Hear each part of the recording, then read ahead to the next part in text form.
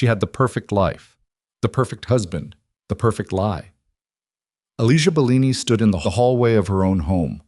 The marble floors she had chosen, the paintings she had hung, the life she had built beside a man she believed she knew down to the bone, and listened to sounds coming from behind a door that should never have been closed to her. She was 8 weeks pregnant. She had come home early to tell him. She never got the chance. If you've ever loved someone who turned out to be a stranger wearing a familiar face, stay until the end. This story is for you. Drop a like and comment the city you're watching from. I want to see how far this story travels. The evening had started like any other. Alicia had taken the car back from Via Monte Napoleone later than planned. The shopping bag with the small ceramic figurine of a sleeping baby still looped around her wrist when she stepped through the private entrance of the Moretti estate. The house staff had already gone for the night. Ricardo preferred it that way after 7 in the evening, a habit she had stopped questioning years ago because every question about Ricardo Moretti led to another door she was not supposed to open. She was 31 years old.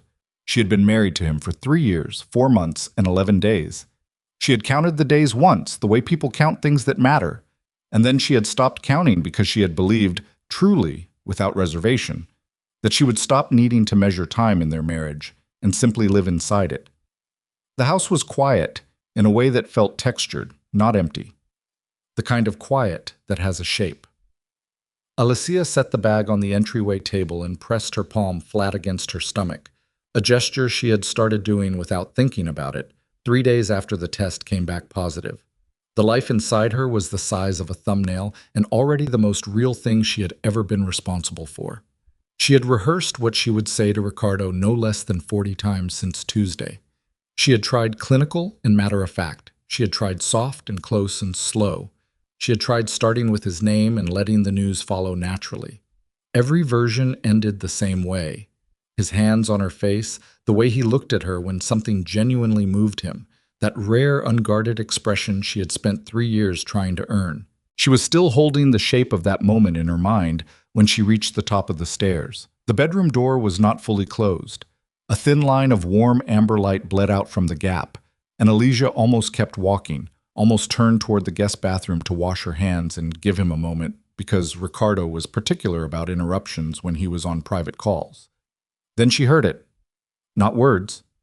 Not at first. A sound. Alicia Bellini was not a woman who flinched easily. She had grown up in a house where her father's business dealings were conducted in voices too low to hear through walls, where the polite surface of things was always a thin skin over something harder and colder underneath. She had learned early to read a room, to read a person, to read the spaces between what people said and what they meant. She was good at it. She had prided herself on it. She stood in the hallway of her own home and understood what she was hearing before she had consciously decided to understand it. Her hand came up and pushed the door open. The lamp on Ricardo's side of the bed was on. The rest of the room was shadow, and in the shadow there was movement, and in the movement there was a woman Alicia had never seen before. Dark hair, younger than Alicia, the sheet pulled to her chest in a belated gesture of modesty that was almost insulting in how unnecessary it was. Ricardo turned. His face did 3 things in very fast succession. The first was surprise. The second was something complicated and a shame that tried to disguise itself as defiance. The third was her name. Alicia. She didn't say anything. She stood in the doorway with one hand still on the door, and she looked at her husband. The architecture of his jaw, the width of his shoulders, the Roman dark of his eyes. And she felt something in her chest perform a slow, precise collapse, the way a building goes down when the foundation is pulled out from under it, not an explosion, but a surrender to gravity. She turned around and walked back down the hallway. Alicia. His voice followed her. Then his footsteps, and the sound of him pulling something on, fabric and urgency, and the specific rhythm of a man who has just been caught. Wait, stop, let me... She was already at the top of the stairs. Don't! Her voice came out flat and clean. She had not planned it that way. Don't follow me down these stairs tonight. She went down alone. She sat in the kitchen for a long time. She did not turn the lights on. She sat at the kitchen island in the dark, and she kept her hand on her stomach, and she breathed the way she had learned to breathe years ago when her mother was sick and the world had a way of pressing down so hard that the only thing left to do was push air in and push air out and not let the weight of anything stop that fundamental animal function. Ricardo appeared in the kitchen doorway 20 minutes later. He had dressed. His shirt was on but unbuttoned, and his hair was not quite right, and he looked like a man who had prepared several speeches on his way down the stairs and abandoned all of them. He turned the light on. Alicia didn't look at him. "She doesn't mean anything," he said. The words landed in the kitchen like something dropped from a height. Alicia listened to them settle, and she thought about what they actually meant. The specific cruelty buried in that particular attempt at reassurance. The idea that the way to repair damage was to diminish the instrument of it, as if the problem were the woman in their bed and not the man who had put her there. "Go to bed, Ricardo." "I'm not going to just go to bed." She said it the same way the second time, same volume, same temperature. "And tell her to leave my house." He stood in the doorway for another moment. She could feel him calculating. Ricardo Moretti calculated everything. She had learned that slowly and then all at once, the way a pattern becomes visible once you have enough data points. He calculated risk and outcome and the precise leverage of every relationship he was in. She had believed, for 3 years, that what existed between them sat outside his calculations. She had believed she was the one thing he didn't weigh and measure. She understood now that she had been a variable the entire time. She just hadn't known the equation. He went back upstairs. Alicia sat in the dark kitchen until she heard the front door close. Then she put her head down on her arms and she cried, once, hard and brief. The way you cry when you've been holding something at distance for as long as you can and the distance finally collapses. Then she stopped. She lifted her head. She pressed the back of her hand to her mouth and breathed. She did not cry again that night. She had met Ricardo Moretti at an architectural benefit in the winter of her 27th year, at a point in her life when she was building her career with both hands and had very little patience for men who treated her like decoration. He had not treated her like decoration. He had sat across from her at a long table during a dinner she had almost skipped, and he had listened, in the rare way of someone whose attention is a quality they control, not a reflex.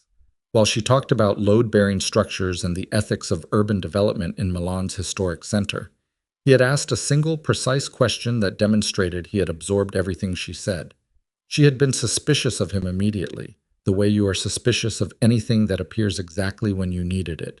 She had not planned to fall in love with him. That was the truth she had to sit with now, in the dark, at her kitchen island. She had not planned any of it. Not the way he showed up in her life. Not the way he made her feel seen in a manner she had no defense against. Not the marriage. Not the 3 years. And not the small life inside her that was already more real than anything else in this kitchen. She pressed her hand to her stomach. The baby did not know what had happened tonight. She thought about that for a while. About what a person owes the life inside them, and what that calculation looks like when the other person in the equation has just revealed that he has been keeping a separate ledger all along. She did not sleep that night.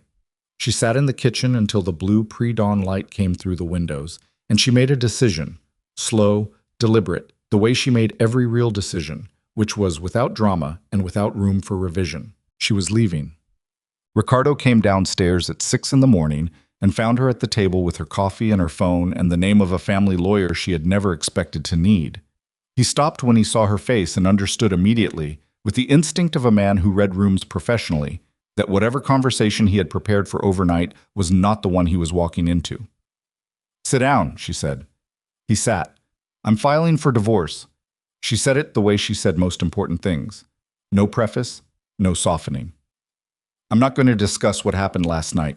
I'm not interested in explanations or apologies. I'm telling you what I've decided."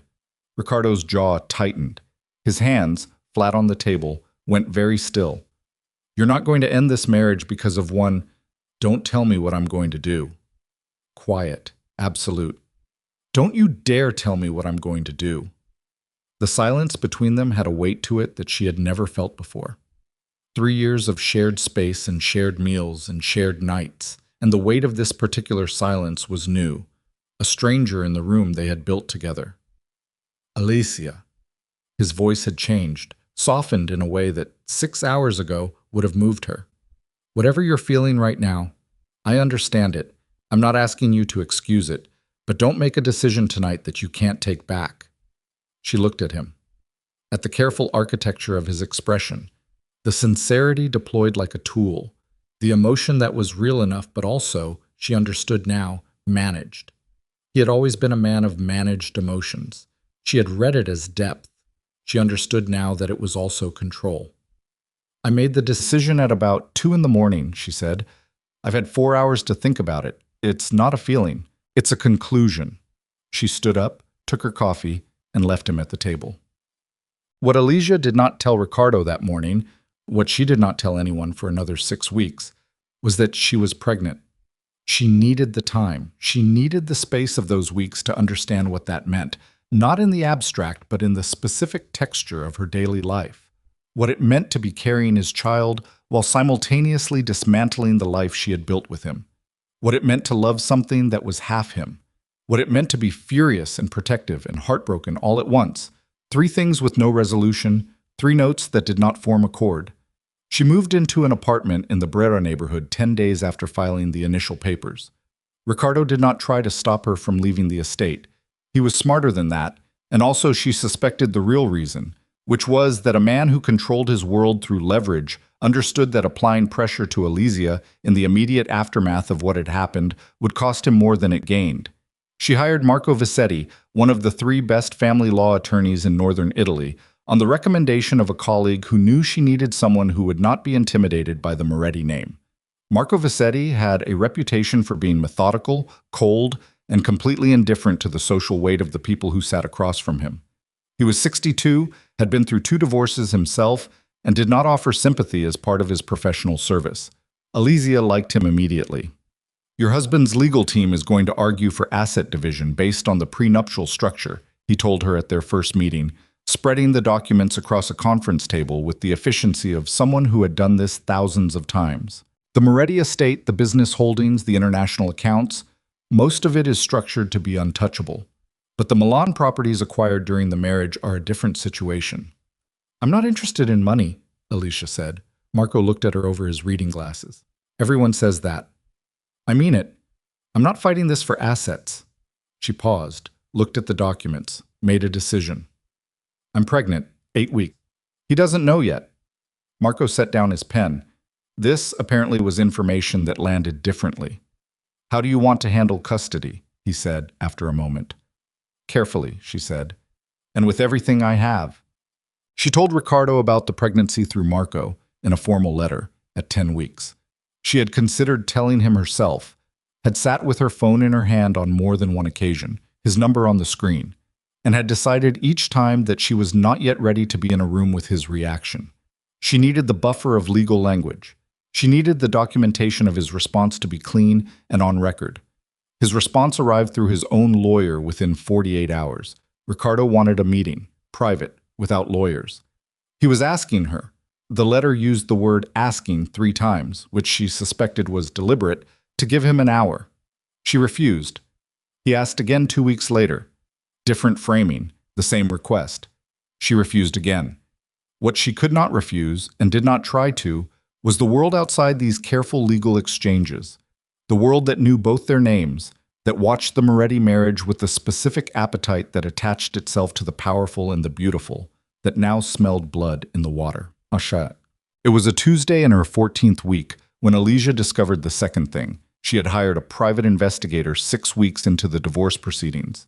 Not because Marco recommended it, but because something in the back of her mind, the part that had grown up reading rooms, the part that had recognized Ricardo's quality of attention at that first dinner as too precise to be accidental, had been whispering for weeks that there was more than one layer to what she was walking away from. The investigator's name was Teodora Fonti. She was 50, compact, with gray streaks in her black hair, and an expression that suggested she had stopped being surprised by human behavior sometime in her late 30s. She came to Alicia's Brera apartment on a gray November morning and spread 8 months of documentation across the kitchen table with the same methodical efficiency that Marco Vicetti brought to legal documents. Everything organized, everything sourced, nothing embellished. The woman from the bedroom, Teodora said, has been in his life for approximately 2 years, 4 months. 2 years, 4 months. Alicia did the math without meaning to. Her second anniversary. The weekend trip to Lake Como, where he had been distracted but affectionate, and she had attributed it to work. There are others, Theodora said. Alicia looked up. Not as long, not as significant in terms of frequency, but the pattern goes back further than 2 years. Theodora's voice was clean and factual. She was not offering sympathy. She was delivering information the way a surgeon delivers a diagnosis, with the understanding that the human response to it is real, but not her department. The earliest I can document with certainty is approximately 8 months after your wedding. 8 months. Alicia looked at the photographs on the table, the dates on the hotel receipts, the financial transfers that appeared in the documents as pattern rather than accident. Small amounts, regularized, the kind of payments that disappeared inside a financial architecture built to absorb them. She looked at the evidence of a second life her husband had been running parallel to their own with the systematic precision of a man who planned everything. She thought about the word mistake. She thought about the night in the kitchen when he had sat across from her and asked her not to make a decision she couldn't take back. She thought about his expression, the sincerity she had read as real, the emotion that was real but also managed. He's been careful, Theodora said. Very careful. Most of this would never have surfaced in a standard divorce discovery process. How did you get it? Theodora's expression did not change. I'm good at my job. Alicia gathered the photographs into a single pile, set them face down on the table, pressed her hand flat on top of them for a moment, as if checking whether they were solid. How much of this do you think he expected me to find? She asked. Theodora considered the question with a seriousness that Alicia appreciated. He expected you to find some of it eventually, she said. The question is whether he expected you to find the full pattern or only the piece you already have. Alicia nodded. She stood up, moved to the window, looked out at the November street below. Wet cobblestones, a woman with a red umbrella, pigeons on a ledge. He didn't think I'd look, she said, mostly to herself. He thought I'd react and then I'd soften. He's been waiting for me to soften. From what I can observe, Theodora said carefully, he's right that he expected a specific version of you. He may not have prepared for the actual one. Alicia turned back from the window. Good, she said. Let's keep it that way. The weeks that followed were a particular kind of war, waged in conference rooms and document exchanges and the careful choreography of 2 legal teams who each understood exactly how much money and how many secrets were at stake. Ricardo, to his credit, had assembled a formidable team. His primary attorney was a man named Gianfranco Luca, who had the kind of silver-haired authority that courtrooms responded to instinctively, and who had spent 30 years defending the interests of men whose business dealings required a certain quality of discretion that the law was willing to accommodate if the documentation was sufficiently layered. He was very good. Alicia had known he would be very good. She had planned for very good. What she had not fully anticipated was Ricardo himself, not his strategy, but his behavior in the margins of the formal process. He sent flowers to her apartment once in the first month. She gave them to her neighbor and did not acknowledge the gesture. He asked, through his lawyer, whether she would accept a private communication by letter. She said no. He appeared once outside a restaurant where she was having dinner with a colleague, not confrontational, not aggressive, standing on the opposite side of the street with his hands in his coat pockets, looking at her through the window with an expression that she refused to spend any time interpreting. She paid for the dinner and left through the kitchen. What she was managing in the spaces between the legal machinery and the evidence her investigator continued to surface was something she had no clean language for. The coexistence of rage and grief that attended the systematic dismantling of a version of your life you had believed in completely. The rage she could work with. The grief was more complicated. The grief kept locating specific memories and presenting them for review. The way he had held her hand on a flight to New York when she didn't love flying. The particular quality of his attention in the first year, when everything was still formation.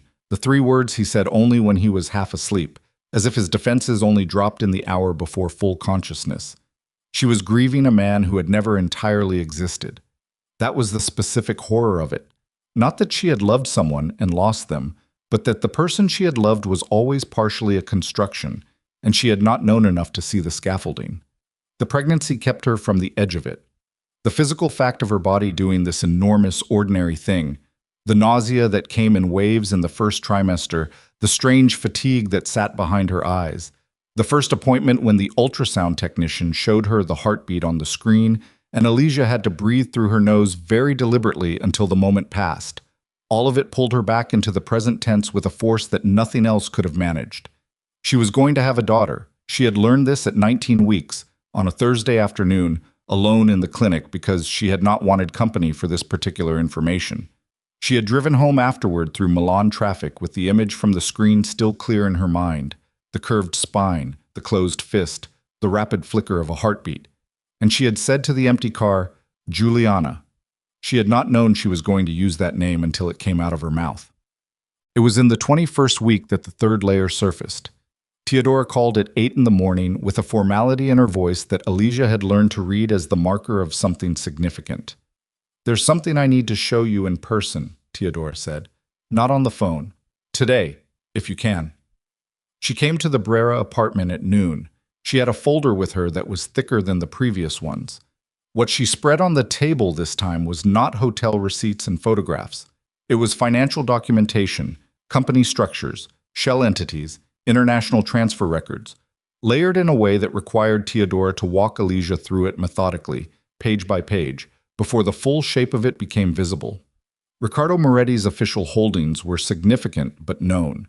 What Teodora had assembled evidence of was a separate architecture, companies that did not appear in his official portfolio, properties held under names that traced back to him only through 3 or 4 layers of intermediary entity, financial flows that moved through jurisdictions with the specific routing patterns of someone managing assets that could not afford direct sunlight. It was, Alicia understood as Teodora laid it out, the financial infrastructure of the Moretti organization's actual business, not the legitimate holdings, not the development companies and the investment portfolio and the charitable foundations that existed in public. The part underneath. How exposed is he? Alicia asked when Teodora finished. To you right now? Very. Teodora folded her hands on the table. The question is whether that's a position he's going to allow to persist. Alicia looked at the documents. She thought about what it meant to have this information, what it made her in Riccardo's calculus. She was already the woman who had refused to soften. She was already the woman who had hired investigators instead of lawyers alone. She understood now, significantly exceeded what Riccardo Moretti had planned for. She was no longer just an inconvenient wife. She was a potential exposure. She thought about Juliana, the closed fist on the ultrasound screen. Does he know what I have? She asked. Not yet, Teodora said, but he's going to find out that I exist if he hasn't already. These things have a way of moving in both directions. Alicia nodded. She straightened the pages on the table, slowly, the way she organized her thoughts when she needed to do it from the outside in. Then we need to move faster than he expects, she said. She met with Marco Vizetti the following day and laid the Teodora material on his conference table. She watched him read it, and she watched the particular transformation that happened in his expression as the weight of what he was looking at registered. Not surprised, because Marco Vizetti was not a man who surprised easily, but a careful recalibration, the adjustment of someone who has just understood that the case in front of them is several orders of magnitude more complicated than it appeared. This is not, Marco said, after a long pause, material I was expecting to be in possession of. I know. If this documentation is accurate, and assuming your investigator's sourcing will hold, it will hold, then we are no longer discussing a divorce settlement. He set the last page down. We are discussing something that, if handled incorrectly, creates significant personal risk for you. I know that too. Your husband is not simply a wealthy man, Alicia. Marco said her name rarely. When he used it, she paid attention. The people around him, the structure that underlies what you've shown me here, these are not individuals who respond well to exposure. The leverage this creates goes both ways. Alicia thought of the night in the kitchen, her hand on the cold marble counter, the blue pre-dawn light coming through the windows and the decision she had made in the dark. He won't hurt me, she said. You're certain of that. She thought about it, genuinely, without the cushion of what she wished were true, the way she had learned to think about things that mattered. He won't hurt me, she said again. Not directly, not while I'm carrying his child. She paused. That's a different question, but we're going to use this time well. Marco looked at her for a long moment. He had the expression of a man who had spent 4 decades in family law and thought he had encountered every variation of what human beings were capable of and was revising that assessment. "All right," he said. "Tell me what you want the outcome to look like." She told him. Well, Ricardo requested a private meeting for the 4th time in the 31st week of her pregnancy. This time, she said yes. She chose the location, a restaurant in the Navigli district, public but not conspicuous. A corner table. She arrived at 15 minutes early. She wore a charcoal dress that did not try to conceal the pregnancy. She ordered water and a plate of bread, and she sat with her back to the wall, the way her father had always sat in restaurants. The habit passed down to her by a man who had spent his own life in rooms where the exits mattered. Ricardo arrived on time. She noticed this with the detachment of someone cataloging information, like a man who had not been sleeping well. The lines around his eyes had deepened. He was still handsome in the specific way of men whose faces are built from good bone structure and dark coloring, but the easy authority of his bearing had a thinness to it that she had not seen before. He sat down across from her. He looked at her face, then at the visible curve of the pregnancy, and his expression did something she had not anticipated, something that landed differently than she had prepared for. It was not the managed emotion she had been training herself against. It was something rawer than that. He recovered quickly. He always recovered quickly. "Thank you for coming," he said. "Marco advised against it," she told him. "I made my own decision." "I know." A pause. "You make your own decisions." The waiter came. Ricardo ordered nothing. She noted this. The signal that he hadn't come to eat, hadn't come to perform normalcy, had come to say something specific, and knew this meeting was not going to be long enough for a meal. "I'm not going to tell you it was meaningless," he said, after the waiter left. "You've already heard that, and I know what you did with it." He folded his hands on the table. "And I'm not going to tell you it was a mistake. A mistake is singular and accidental, and this wasn't either of those things." She watched him. "I want to know what I can do," he said. "Not to stop the divorce. I'm not deluded enough to believe that's on the table, but for—" He glanced briefly at the evidence of the pregnancy. "For her." The pronoun hit her somewhere unprotected. He already knew it was a girl. Marco's letter had included it. "You will have access consistent with what is safe for her and appropriate given the circumstances," Alicia said. Her voice was steady and quiet. "Those terms are being negotiated." "I know the terms. I've read every document Marco Vizzetti has sent to my lawyer." He paused. "I want to know what you need. From me, directly. Not from my legal team." She looked at him across the table. At the man she had married and the man she was only now, in pieces, understanding she had married. The two versions of him that would never, she suspected, entirely separate in her mind. "I need you to be honest," she said. "For the first time since I've known you, I need you to be genuinely, completely honest. Not strategic, not managed. I need to know—" She stopped, breathed. "I need to know if any of it was real." The question had cost her something to ask. She had practiced not asking it for months. Ricardo looked at her for a long time before he spoke. "The way I feel about you," he said finally, "is the most real thing I have ever been. That is not the same as saying I was ever honest with you about who I was." A pause. "Both of those things are true at the same time. I know that doesn't help you." She looked at him for another moment. Then she picked up her water glass and drank from it and said calmly, "No, it doesn't help me. But I believe you." She set the glass down. "That might be the most complicated part." What? She went into labor on a Thursday morning in early March at 39 weeks, which was exactly when her obstetrician had predicted she would. She had been at her office, sitting across from a client in the first meeting of the day, when the contraction arrived with the specific, unmistakable authority of something that could not be rescheduled. She excused herself, collected her bag from under her desk, told her assistant to cancel the day's appointments, and called the driver. She did not call Ricardo. She had considered it, had thought about it, specifically, during the last weeks of the pregnancy, what she would do when this moment arrived. She had decided, after genuine deliberation, that she would not. Not because she wanted to wound him, though she understood it would, because she needed this to be hers. The first real act of Juliana's life needed to be witnessed by someone who had not made a calculation. Her friend Camilla was there, and her colleague Reina, and a woman named Donatella, who had been her mother's friend when her mother was alive, and who had, quietly and consistently, become the closest thing Alicia had to a version of home in the city. Giuliana Bellini was born at 6:47 in the evening, 7 pounds and 2 ounces, dark-haired and furious in the way of someone very small who has opinions about the conditions they have arrived into. Alicia held her for the first time and did something she had not done since the night in the kitchen. She cried, not briefly and controlled, but at length, and with a total disregard for who was in the room, because the only thing in the world that was real at that moment was the weight in her arms and the sound of a life that had not existed 3 minutes ago, announcing itself to anyone who would listen. "Hello," she said to the small, furious face. "I know, it's a lot." Yeah. Ricardo received the news through Marco's office. A formal notification, clinical and correct, informing him of the birth and the name and the health of both mother and child. Standard documentation, nothing extra. He arrived at the hospital 2 days later during the single visiting window Alicia had agreed to in the birth plan she had provided to the hospital staff. He came alone, which she had required. He arrived exactly on time, which she had also expected. She was sitting up in the bed when he came in.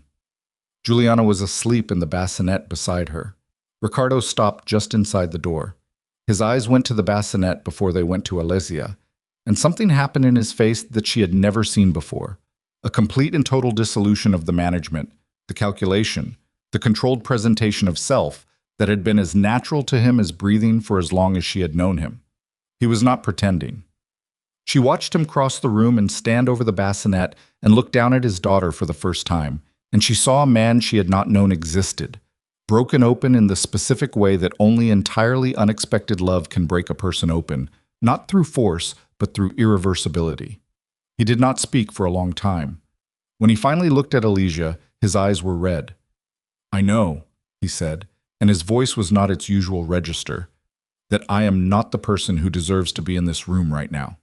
She looked at him, at the wreckage in his expression, at the man she had been furious at and grieving for, simultaneously, for months.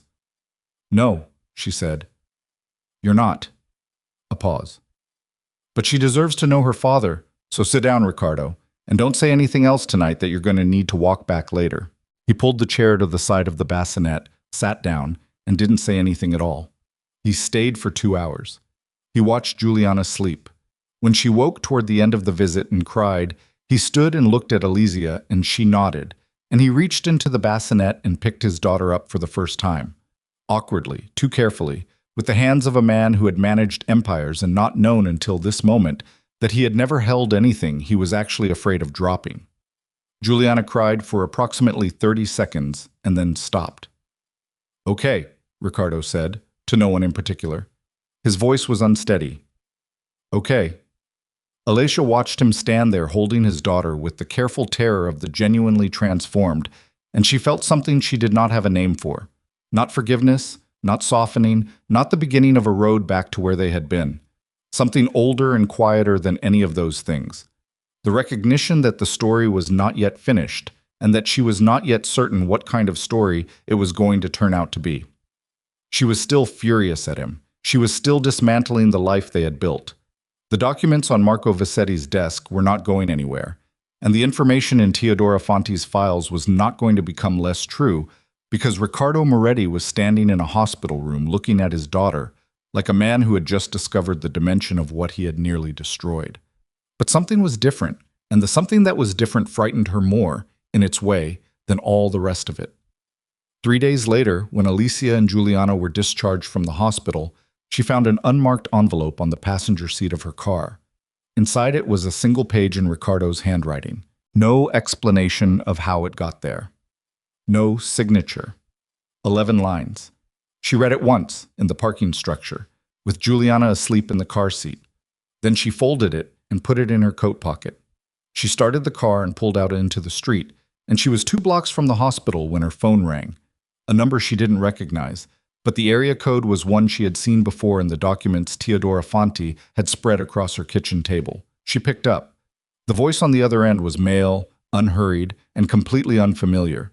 It spoke 3 sentences. The first told her who he was. The second told her he knew about Giuliana. The third told her she had 48 hours to withdraw the divorce filing and return to the Moretti estate before he made a decision that could not be unmade. The call ended. Alicia drove another block before she stopped the car, put it in park, and sat very still. Juliana slept on in the back seat, small fists closed, entirely unaware that the world she had arrived into had just revealed another layer, and that the man they had both just left in a hospital parking lot was the only person in that world with the knowledge, the resources, and perhaps the desperation to meet it. She took out her phone. She called Ricardo. Ricardo picked up on the second ring. She had not planned what she was going to say. She had not planned to call him at all, 3 days into the rest of her life, sitting in a parked car 2 blocks from the hospital with her 3-day-old daughter asleep in the back seat. But the voice on the phone had been unhurried in the specific way of men who do not need to perform urgency because they already own the outcome. And Alicia Bellini had not survived the last 9 months by pretending she understood things she didn't. "Someone just called me," she said when he answered. A pause. Short. The kind that means he is already ahead of her. "Where are you?" 2 blocks from the hospital, in the car." "Stay there." His voice had shifted into something she had not heard from him before. Not the managed authority of their marriage, not the careful sincerity of the hospital room, but something older and more functional than either. "Don't drive. Don't go home. Stay exactly where you are." Ricardo. "Alicia." The way he said her name stopped her. "I need 3 minutes. Give me 3 minutes." She looked in the rearview mirror at Juliana's sleeping face. "You have 3 minutes," she said. She counted them. She sat in the parked car on a gray March afternoon and listened to her daughter breathe and counted 3 actual minutes on the clock on her dashboard. And at 3 minutes and 12 seconds, Ricardo called her back from a different number. "Drive to the Navigli," he said. "The parking structure on Via Corsico, level 3. I'll be there in 15 minutes. "You're going to tell me who that was?" "Yes." "Everything." A beat. "Yes." She put the car in drive. He arrived in 11 minutes, which meant he had been moving before she called, which meant he had known or suspected or had been waiting for something like this with the readiness of a man who had built his entire life around anticipating what came next. He pulled in beside her on level 3 of the parking structure and got out before his car had fully settled. He was wearing a dark coat and no tie, which was unusual for him at this hour, and his face in the concrete half-light had the quality of someone who had just made several very fast decisions and was still running the math on all of them simultaneously. He opened the rear door of her car first. He looked at Juliana for exactly 4 seconds. Something moved in his expression that he did not try to control. Then he closed the rear door carefully, the careful click of a man who understood, at a cellular level, that the thing sleeping behind that glass was the axis everything else now rotated around, and came to stand beside Alicia at the front of the car. "His name is Enzo Calabrese," Ricardo said. "He runs the Southern distribution network that my organization has been in conflict with for approximately 14 months. Alicia looked at him. "Your organization?" He held her gaze. "Yes." "Say it plainly, for once. Say it plainly to my face." His jaw tightened. "I run an organization that operates outside legal frameworks. You've seen the documentation. You know what it is." She had known for months. She had known since Teodora's 3rd visit, when the layered financial architecture had become impossible to read as anything other than what it was. But there was a difference between knowing something and having the person who built it stand in front of you in a parking structure and say it out loud. And the difference was that the second version required her to decide in real time what she was going to do with her face. She kept her face still. "Calabrese," she said. "What does he want?" "He's been trying to apply pressure to my position for over a year. He's tried money, he's tried personnel, he's tried disrupting supply lines." Ricardo's voice was even and factual, the voice of a man delivering a briefing to someone he has just decided to treat as a full partner rather than a variable to be managed. None of it worked, so now he's identified the leverage he was missing. "Juliana and me." "You." "Juliana." A pause. "Specifically the information in your possession. He knows you've been building a documentation file. He has people inside the legal system. Not Marco. Marco is clean, but somewhere in the peripheral chain. He knows what you have, and he understands what it represents." Alicia thought about the voice on the phone, the unhurried quality of it, 48 hours. "He thinks I'm a vulnerability for you," she said. "He thinks that threatening you is the fastest route to leverage over me." Ricardo turned to face her more directly. He's not wrong that you're important to me. He is wrong about how I'm going to respond to the threat. Which is how? Ricardo looked at her for a moment. In his eyes, there was something she was not accustomed to reading there. Not the layered calculation, not the managed presentation, but a directness that felt stripped of everything except its own necessity. I'm going to need you to let me handle this, he said. She almost laughed. The sound that came out of her instead was shorter and colder than a laugh. You're going to need me to let you handle this. Alizia, I am 3 days postpartum. I have an active divorce filing. I have documentation in my lawyer's office that implicates you in what I now understand is a criminal organization, and a man I have never heard of just called my private phone to tell me I have 48 hours. She was not raising her voice. She had learned, a long time ago, that the lower your voice goes, the more it carries. And your response is that you need me to let you handle it. I know how that sounds. Do you? It sounds like I'm asking you to trust me. He did not flinch from it. After everything I have done to make that impossible, I know exactly how it sounds, and I am asking anyway because I don't have a version of the next 48 hours in which you and Juliana are safe that doesn't require your cooperation. The parking structure was quiet around them. A distant car somewhere on another level, the ambient hum of the city pressing in from outside.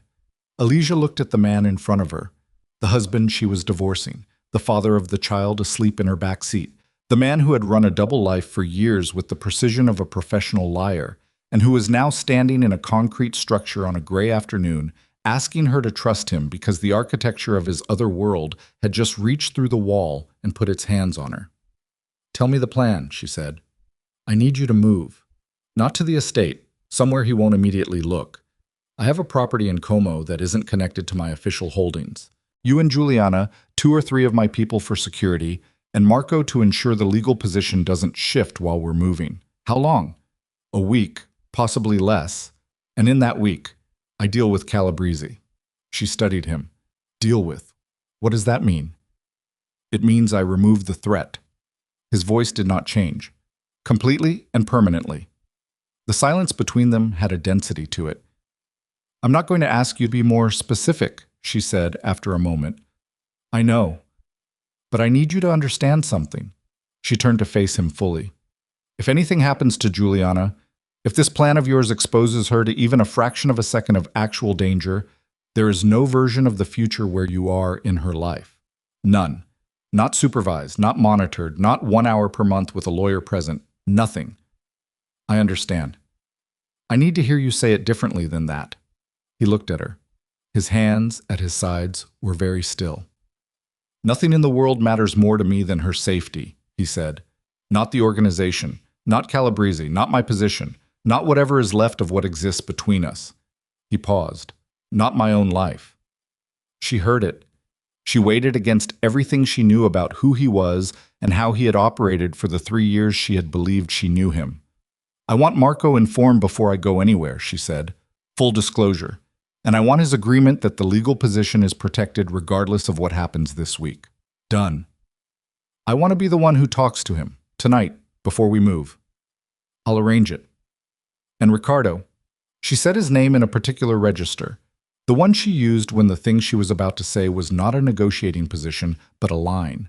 If you lie to me about anything in the next 48 hours, anything at all, any detail, any omission, I will take every piece of documentation I have and I will hand it to people who will use it in ways that neither of us can predict or control.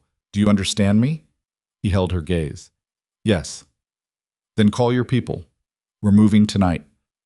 Marco Vassetti arrived at the parking structure 40 minutes later, which was a testament either to Ricardo's persuasive capacity or to Marco's own instinct for situations that had shifted categories in ways that required his immediate physical presence. He got out of his car and took in the scene. Alizia against the hood of her vehicle, Ricardo 3 feet away, the deliberate geometry of 2 people who were adversaries managing a temporary alliance. And he adjusted his reading glasses and said, without preamble, "Tell me what happened." Alicia told him. She was precise and chronological, and she left nothing out. Marco listened without interrupting, which was the quality that had made her choose him. The ability to absorb information without editorializing until he had all of it. When she finished, he looked at Ricardo. The threat is credible, Ricardo said. Calabrese has the capability and the motivation. He's been building toward a pressure point for over a year, and he's identified one.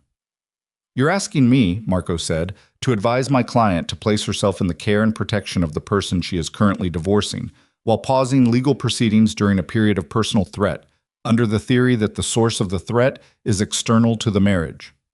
That's approximately right, Ricardo said. Marco looked at Alicia. And you're prepared to do this. I'm prepared to keep Juliana safe, she said. Those aren't the same thing, but in the current situation, they overlap. Marco removed his glasses and cleaned them with the deliberate, unhurried motion of a man buying himself 30 seconds to think. The legal position is protected, he said. Nothing about a temporary change in residential circumstances affects the proceedings. I'll need daily contact with you during whatever period this lasts. He replaced his glasses and looked at Ricardo with an expression that communicated, very cleanly, that he was aware of every dimension of what was being asked. If my client's safety is compromised in any way while she is under your protection, I will ensure that every document currently in my possession reaches every relevant authority simultaneously. Ricardo nodded. Understood. I'm not asking for your understanding. I'm informing you of a consequence. Marco turned back to Alicia. Call me when you arrive. Whatever time it is. The drive to Como took just under an hour.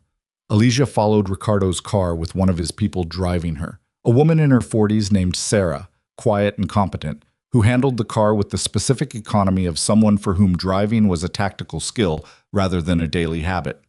A second vehicle trailed them both. Juliana slept the entire drive.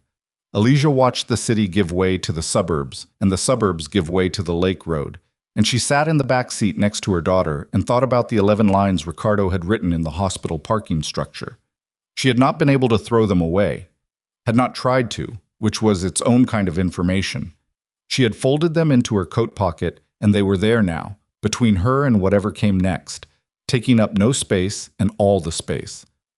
The property in Como was a stone house set above the lake. Not large, not conspicuous, exactly the kind of place that someone with significant resources would maintain as an asset that didn't announce itself. Inside it was clean and functional, stocked and heated, with the specific quality of a space that had been prepared in advance of this moment by people who were very good at anticipating what moments required. Sarah showed her to the room that had been set up for the baby. The bassinet was exactly the right size. There were supplies she had not asked for but needed. Someone had thought about what a 3-day-old required, and the specificity of that preparation told her more about how Ricardo had been moving through the last several months than anything he had said to her directly. He had been prepared for this. Not Calabrese. The threat was real, and the 48 hours were real. But the rest of it, the structure of the protection, the speed with which it had assembled itself. He had been building this contingency since before the divorce filing, which meant that somewhere in the calculation he had run on the future of their marriage, he had accounted for the possibility that he would need to protect her from the consequences of his own world while she was in the process of leaving it. She was still angry about that. The anger sat quietly at the center of everything else, banked and steady. She put Juliana down in the bassinet. She stood over her for a moment in the quiet room above the lake. Then she went to find Ricardo. I was in the main room, on the phone, with his back to her. She heard enough of the Italian to understand that the call was about Calabrese, specific and operational and moving fast, the language of men who were doing things she did not want details about. She went to the kitchen, found the coffee, made a pot with the mechanical focus of someone who needs something to do with her hands. He appeared in the kitchen doorway when she was halfway through her first cup. "Sit down," she said without looking at him. "I want to understand the full situation." He sat at the kitchen table. She set a second cup in front of him and sat across from him, and for a moment neither of them spoke. Two people at a kitchen table at 1 in the morning, the lake outside invisible in the dark. "How long has Calabrese known about me?" she asked. "He's known about the marriage since the beginning. That's public." Ricardo wrapped both hands around the mug. "He identified you as a potential pressure point approximately 6 months ago, when the conflict between our organizations began escalating. He started building the file on you around the same time you started building yours on me." She absorbed this. "So, while I was documenting your life, someone was documenting yours." "Yes." "What does he have?" "Your routine, your apartment, your lawyer." Your investigator. A pause. He has photographs of you entering and leaving Marco's office. He has Sarah's name, which means he has been watching my security structure. He does not have the documentation you've assembled that's stored inside a legal privilege framework that he can't easily breach. What he has is access to you physically, which is the only leverage he needs. Alicia listened to this and felt something cold move through her. Not fear exactly, but its close cousin, the awareness of exposure, the understanding that she had been visible in ways she had not chosen. The woman he sent the call through, she said. Was it a burner? Ricardo looked at her with a slight shift in his expression. Yes, you noticed. I noticed the call quality, the latency. She set her cup down. He's not in Milan. No.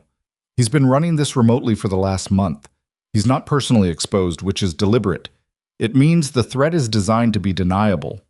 Ricardo's voice was even, informational. He doesn't want a war with me. A war costs him more than it costs me in the current configuration. What he wants is leverage, a negotiating position.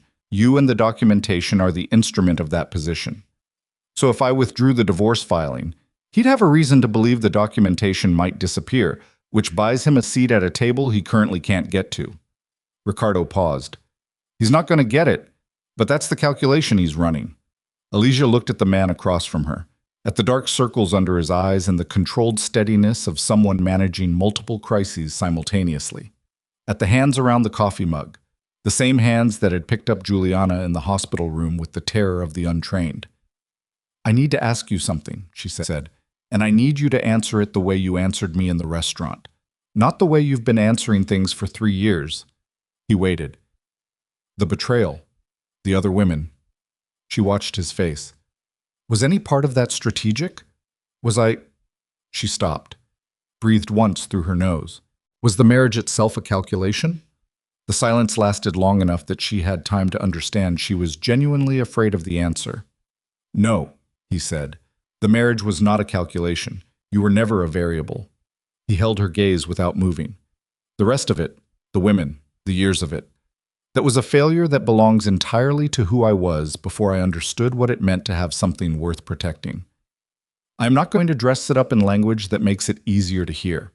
I made the choices I made and they destroyed the best thing in my life. That's the complete truth. She looked at him. Okay, she said. Not forgiveness, not absolution, just the acknowledgement that she had heard it and found it, against all her defenses, credible. She stood up and took her cup to the sink. Tell me the 48 hours, step by step, what is actually going to happen, he told her. What happened in the following 31 hours moved at a pace that Alicia could only reconstruct afterward, in fragments, the way you reconstruct the experience of moving water. You can describe the current but not the individual molecules. Sarah rarely left her side. A man named Dario stationed himself outside the room where Juliana slept. Ricardo was on the phone or in motion almost continuously, visible to her in brief intervals, crossing a doorway, standing at the window above the lake, with his phone at his ear, and his body held in the particular stillness of someone receiving information that requires no visible reaction. At hour 19, something changed. She was in the kitchen feeding Juliana when Ricardo came in and stood in the doorway with a different quality of stillness from the one she had been watching all day. This stillness was the aftermath of motion, the body at rest after something had concluded. She looked at him over the top of Juliana's head. It's handled, he said. She did not ask what that meant. She had decided in the car on the drive to Como that there was a layer of this she was not going to ask about, and she was keeping that decision. Calabrese? No longer a threat to you or Juliana. To you? His mouth moved in something that was not quite a smile. He has other things to focus on now. She nodded, looked back down at Juliana.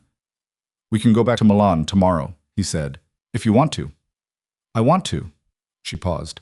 I want to go back to my apartment and I want to call Marco and I want to resume the proceedings without any further interruption. Yes. No hesitation. And Ricardo. She looked up at him. What you did for us this week, I'm not... She stopped. Organized the sentence more carefully. It doesn't change the accounting of what happened in our marriage, but I'm not going to pretend it didn't happen either. He looked at her with the open expression she had seen only twice before, Once in the hospital room, once at the restaurant, the version of his face that was not being managed for effect. "I'm not asking you to put it on the ledger," he said. "I did it because it was my responsibility, because it was the minimum of what I owe you." A pause. "And because she is my daughter, and there is nothing else." Juliana made a small sound, shifted, settled.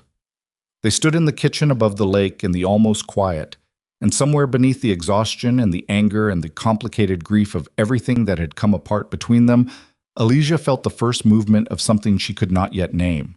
Not forgiveness, not return, but the possible beginning of a different kind of reckoning. She was not ready to look at it directly, but it was there. She went back to Milan the following morning. She called Marco from the car. She walked into her Brera apartment with Juliana in the carrier on her chest, and Sarah 2 steps behind her, and she stood in her own hallway for a moment and breathed the specific smell of her own space, coffee, and the particular quality of Milan air through the old windows. And she exhaled for what felt like the first time in 72 hours. That evening, after Juliana was down and the apartment was quiet, she poured herself a glass of water and sat at the kitchen table and unfolded the 11 lines Ricardo had written in the hospital parking structure. She read them. Then she folded them again and placed them very deliberately in the drawer of the kitchen table, under the copy of her lease and the spare key to Camilla's apartment. Not in the trash, not on display, somewhere in between. She was still sitting at the table, in the quiet, when her phone buzzed with a message from Teodora Fanti. She opened it. 4 words and an attachment. "You need to see this." She opened the attachment. It was a photograph, surveillance quality, taken from a distance, with a timestamp from 6 weeks ago. In it, 2 men stood at the entrance of a building Alicia recognized immediately. One of them was Enzo Calabrese. The other was Marco Visetti's junior associate, the man who handled document processing in Marco's office, the man who had access to every piece of documentation Alicia had assembled over the previous 8 months. She sat very still. Her hand, around the phone, had gone cold. The breach had not been somewhere in the peripheral chain. The breach had been inside the room. And everything she had told Marco in preparation for the move to Como, the full disclosure she had insisted on, the daily contact she had established as a condition of her cooperation, every word of it had gone directly to the man who had threatened her daughter's life. She set the phone on the table. She sat in the silent apartment above the Milan street, and she understood that the week was not over. It had not even begun. She called Teodora first. Not Ricardo. Not Marco. Teodora. Because Teodora was the only person in the current geometry of her life whose position had not just been complicated by a photograph taken 6 weeks ago outside a building Alicia recognized. Teodora picked up on the first ring, which meant she had been waiting. "How long have you known?" Alicia asked. "I got confirmation 2 hours ago. I've suspected for 3 weeks. Teodora's voice was the same temperature it always was. Functional, precise, stripped of the editorial layer that other people added to difficult information. "I didn't bring it to you earlier because I needed the photograph to be something that would hold up, not something that could be explained away as coincidence." The associate's name. Luca Farini, 29. He's been with Visetti's firm for 4 years. Clean record, good performance reviews, no apparent financial pressure until approximately 14 months ago. A pause that had weight in it. He has a younger brother. The brother has a debt problem connected to Calabrese's network. It's not subtle, once you know to look, but it's the kind of thing that gets missed when the person doing the looking is focused on the client's exposure and not the internal structure. Alicia sat at the kitchen table and looked at the drawer where she had put Ricardo's 11 lines 20 minutes ago. The apartment felt different now. The familiar walls and the Milan smell of it had taken on the quality of a space whose perimeter had been breached, the way a room feels after someone has been through it without your knowledge. "What did he have access to?" she said. "Everything you gave Marco directly. The meeting notes, the financial documentation summaries, the custody position." A brief pause. "The Como property address." The Como property address. She was already moving before Teodora finished the sentence. Out of the kitchen chair, into the hallway, into the room where Juliana was sleeping. She stood over the bassinet and looked at her daughter's face in the low light and breathed through the thing that had risen in her chest, which was not quite panic but was the immediate precursor to it, the body's recognition of threat before the mind has fully assembled the picture. Juliana slept. Alicia pressed one hand against the doorframe. If Farini fed Calabrese the Como address, she said, keeping her voice level by force of something that was not quite will, then Calabrese knew where we were before Ricardo's people handled the situation. Yes, Teodora said, which means Ricardo's resolution of the Calabrese problem happened while Calabrese already held information Ricardo didn't know he had. That's my read. She stood in the hallway outside her daughter's room and thought about what that meant. Ricardo had moved to eliminate a threat based on his own intelligence picture. But the intelligence picture had a hole in it the size of everything Marco's office had processed in 8 months. Every advantage Ricardo believed he had, going into those 31 hours, had been visible to the other side. Is Calabrese actually handled? She asked. A pause. Longer than the others. That, Teodora said carefully, is what I haven't been able to confirm, Mom. She called Ricardo at 2 in the morning. He answered in 2 rings, which meant he also had not been sleeping, which meant some part of him was already running the same calculation she was running, had perhaps been running it for hours, and was waiting for her to arrive at the same place he was standing. Farini, she said.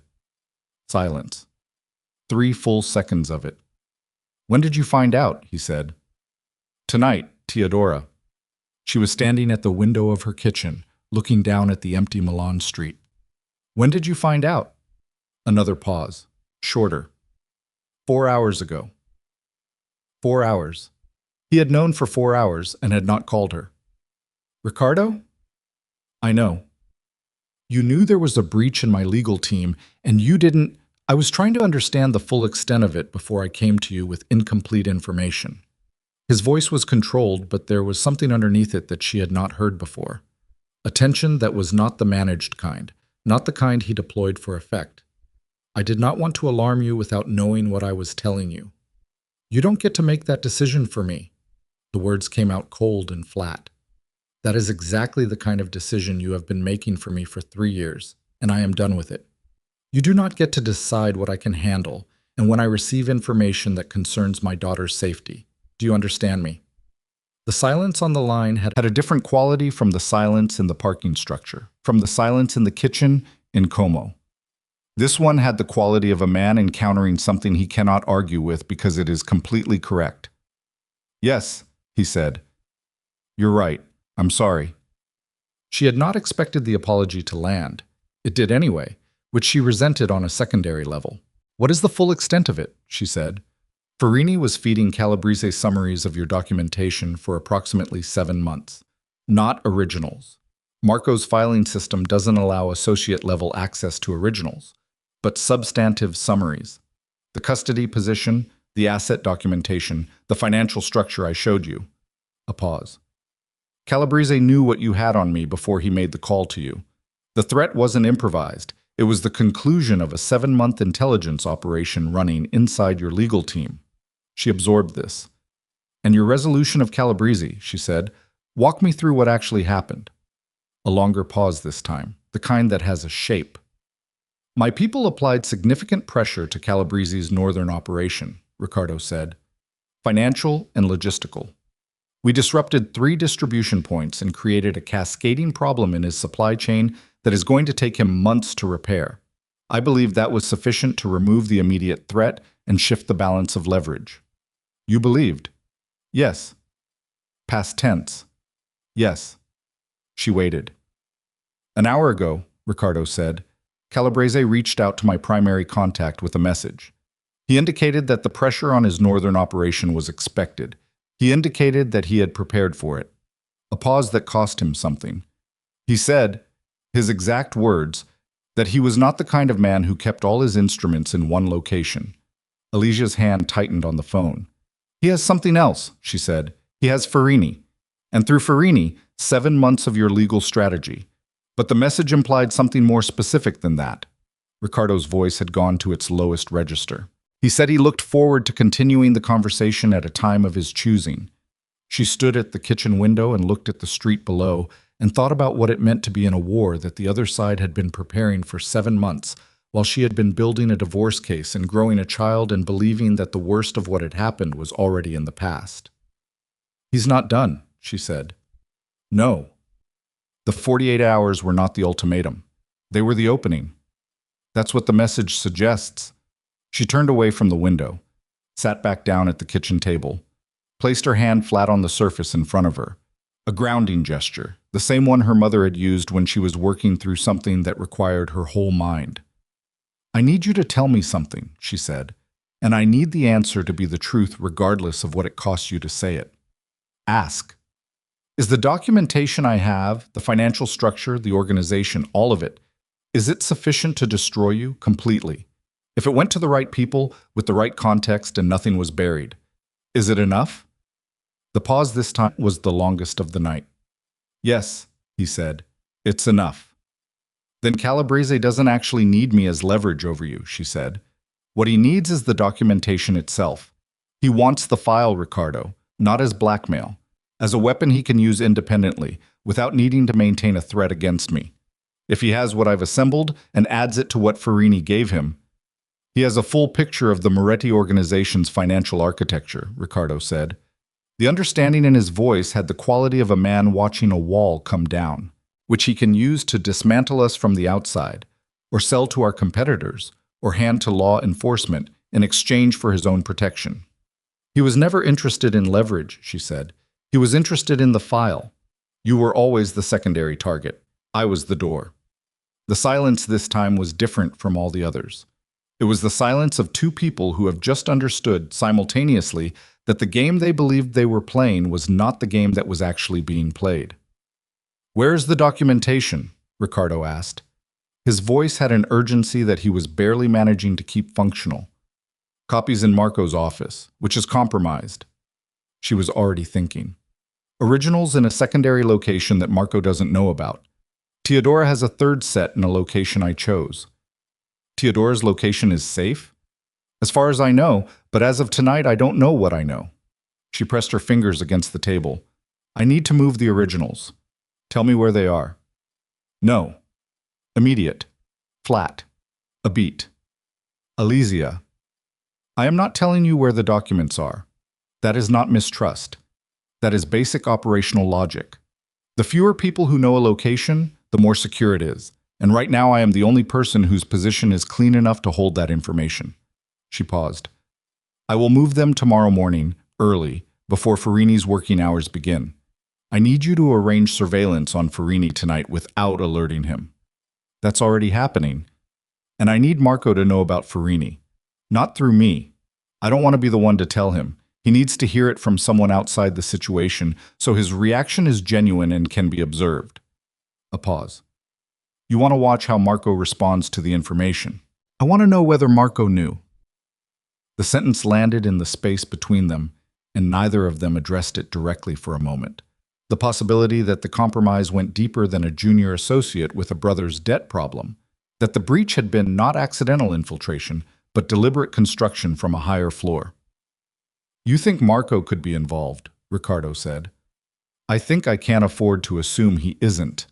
Her voice was even. I've been wrong before about who I was trusting. The words were not aimed at him. Or they were, but they were aimed at herself with equal force, at the version of her who had sat at a dinner table and read a man's quality of attention as depth rather than precision, who had believed for 3 years and 11 months that what she understood about the life she was living was the actual life she was living. She was done operating on the assumption that the visible surface was the complete picture. I'll arrange Marco to be told through a third channel, Ricardo said. Tonight, so we have his response on record before morning. Good. She stood. And Ricardo, whatever resources you were deploying against Calabrese's northern operation, redirect them. He knew they were coming. He's prepared. You need to find the angle he hasn't prepared for, and you need to find it before he contacts you again at a time of his choosing. A pause. When there was something in his voice she had not heard in their entire marriage. Not deference, but respect. The specific quality of respect that one strategic mind extends to another, when it recognizes something it did not previously see. All right, he said. Go, she said. I'll call you after I've moved the documents. She hung up. She did not sleep. She checked on Juliana at 3, at 4:30, at 6. She sat between those checks at the kitchen table with a legal pad and a pen, and she drew, from memory, the complete architecture of everything she knew, the organizational structure Teodora had assembled, The financial layering Riccardo had confirmed, the 7 months of what Farini had fed to Calabrese, and the shape of what Calabrese actually wanted. By 5 in the morning, she had a picture that she did not like looking at. The picture said that Calabrese was not primarily a criminal adversary in a territorial conflict. He was a man who had identified 14 months ago that the Moretti organization's most significant vulnerability was not its supply chain or its financial structure or its personnel. It was the divorce. The moment Alicia Bellini had filed for divorce and begun assembling documentation, she had inadvertently created the most comprehensive intelligence product on the Moretti organization that had ever existed outside the organization itself. She had built the weapon. She had not known she was building it. She thought about that for a long time, about the specific irony of it, that the act of protecting herself and Giuliana from Riccardo's world had, in the process, created a tool that could destroy him more completely than anything Calabrese had managed in 14 months of direct conflict. She was not sorry she had built it. She would do it again. She had needed to understand what she was walking away from, needed the documentation as both protection and negotiating position in the divorce. She did not regret any of it, but she understood now that the file was no longer simply her protection. It had become a liability for her, for Giuliana, for Riccardo, that existed independently of the divorce and would continue to exist regardless of how the legal proceedings concluded, as long as it was in the world and Calabrese knew it was in the world. She needed to talk to Teodora. She called at 6:15. "I need to meet you this morning," she said. "The originals. I want to move them somewhere neither of us has been before." "I have a location," Teodora said, "unconnected to either of us. I've been keeping it in reserve." "How long have you had it in reserve?" A brief pause. 3 months? 3 months. Alicia felt something move through her that was adjacent to vertigo. The sensation of realizing that the person you hired to see things you couldn't see had been seeing things you still couldn't see, and had been making decisions about what to do with that vision independently for months. "Teodora," she said, "I need to ask you directly, what else have you been keeping in reserve?" The pause this time was longer. "There is one piece of information," Teodora said, "that I have held back from you. Not from Calabrese, not from Riccardo, only from you. I held it back because I needed to understand its implications before I brought it to you, and because the timing was not right while you were preparing for the birth." Alicia's hand tightened on the phone. "Tell me now." "In person," Teodora said. "When we meet. This is not a phone conversation." "What?" They met at 7:30 in a cafe near the Porta Romana that neither of them had used before. Teodora arrived first, which was her habit. She had a small case with her and an expression that Alicia had not seen on her face before. Not the clean, functional neutrality she brought to difficult information, but something beneath that, something that had the quality of reluctance. Teodora Fanti, Alicia had understood for months, was not a woman who experienced reluctance easily. The fact of it now, visible in the set of her mouth, and the way she placed the case on the table without immediately opening it, told Alicia that what was coming was not simply another layer of the existing situation. It was a different situation entirely. "Tell me," Alicia said. Teodora opened the case. She removed a single document. Not a photograph, not a financial record, but a legal filing. She placed it on the table and turned it to face Alicia. It was a custody filing. The name on it was Alicia Bellini, but the attorney of record was not Marco Vicetti. It was Gianfranco Luca, Riccardo's lawyer. Alicia looked at it. Then she looked at Teodora. "This was filed," Teodora said, 8 weeks ago, before Giuliana was born, before the Como situation, before the call from Calabrese. She kept her voice flat and professional, but the reluctance was still there, in the careful way she chose each word. "It is a preemptive custody filing, made in your name with your forged signature through Riccardo's legal team, in a jurisdiction where it would take months to surface in a standard discovery process." Alicia looked at the document. "It establishes," Teodora continued, "a set of custody terms that appear to have been agreed to by you in advance of the birth, terms that are significantly more favorable to Riccardo than anything currently being negotiated through Marco's office." A pause. "If this filing is allowed to stand, and if it surfaces before your proceedings conclude, it creates a legal precedent that Marco will spend years unwinding, if he can unwind it at all." Alicia looked at the forged signature at the bottom of the document. She looked at her own name, written in a hand that was close enough to hers to pass initial scrutiny, but wrong in 3 specific ways that she could see immediately because she knew her own handwriting the way she knew her own face. She looked at it for a long time. Then she looked up at Teodora. "Ricardo," she said. Not a question. "The filing originates from Luca's office," Teodora said. "Luca works exclusively for Ricardo." The cafe was filling with the morning crowd. Someone at a nearby table was laughing at something on their phone.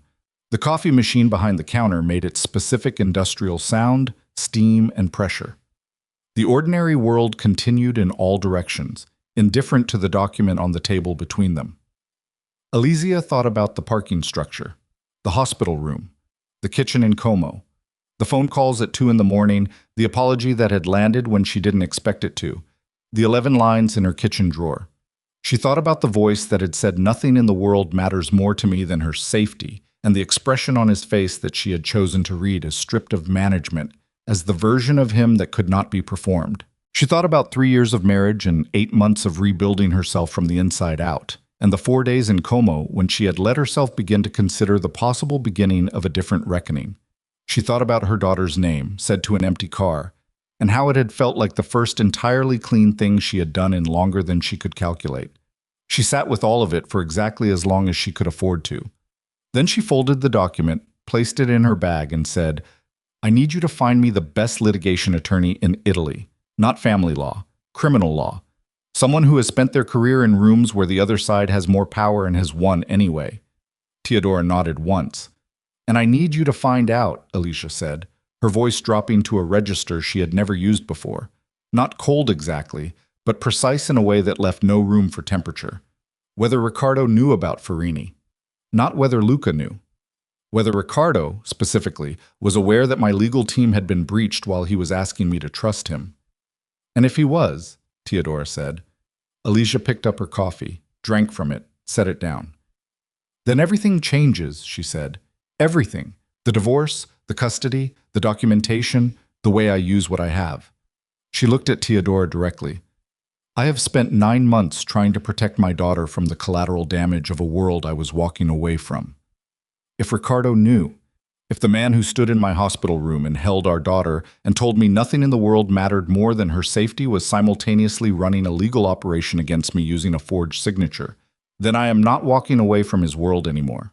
She placed the coffee cup back on its saucer. "I'm walking into it." Teodora held her gaze for a moment. Then she picked up her phone and began making calls.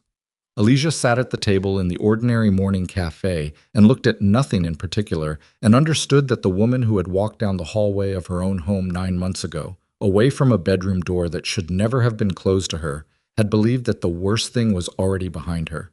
That woman had been wrong.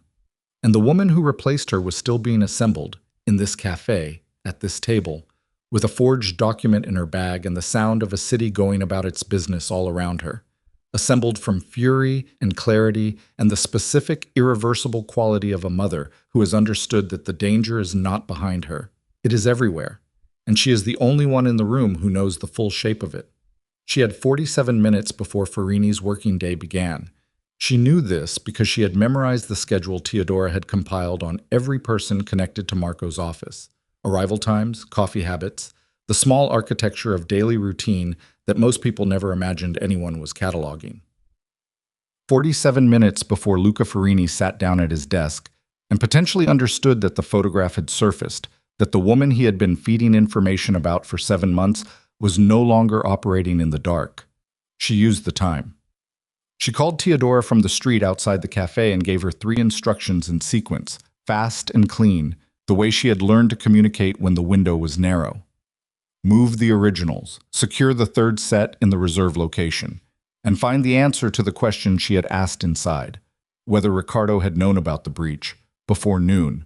Then she went home, fed Juliana, handed her to Sarah with a look that communicated more than words could efficiently manage, and sat at her kitchen table with her legal pad, and rewrote the entire picture from the beginning.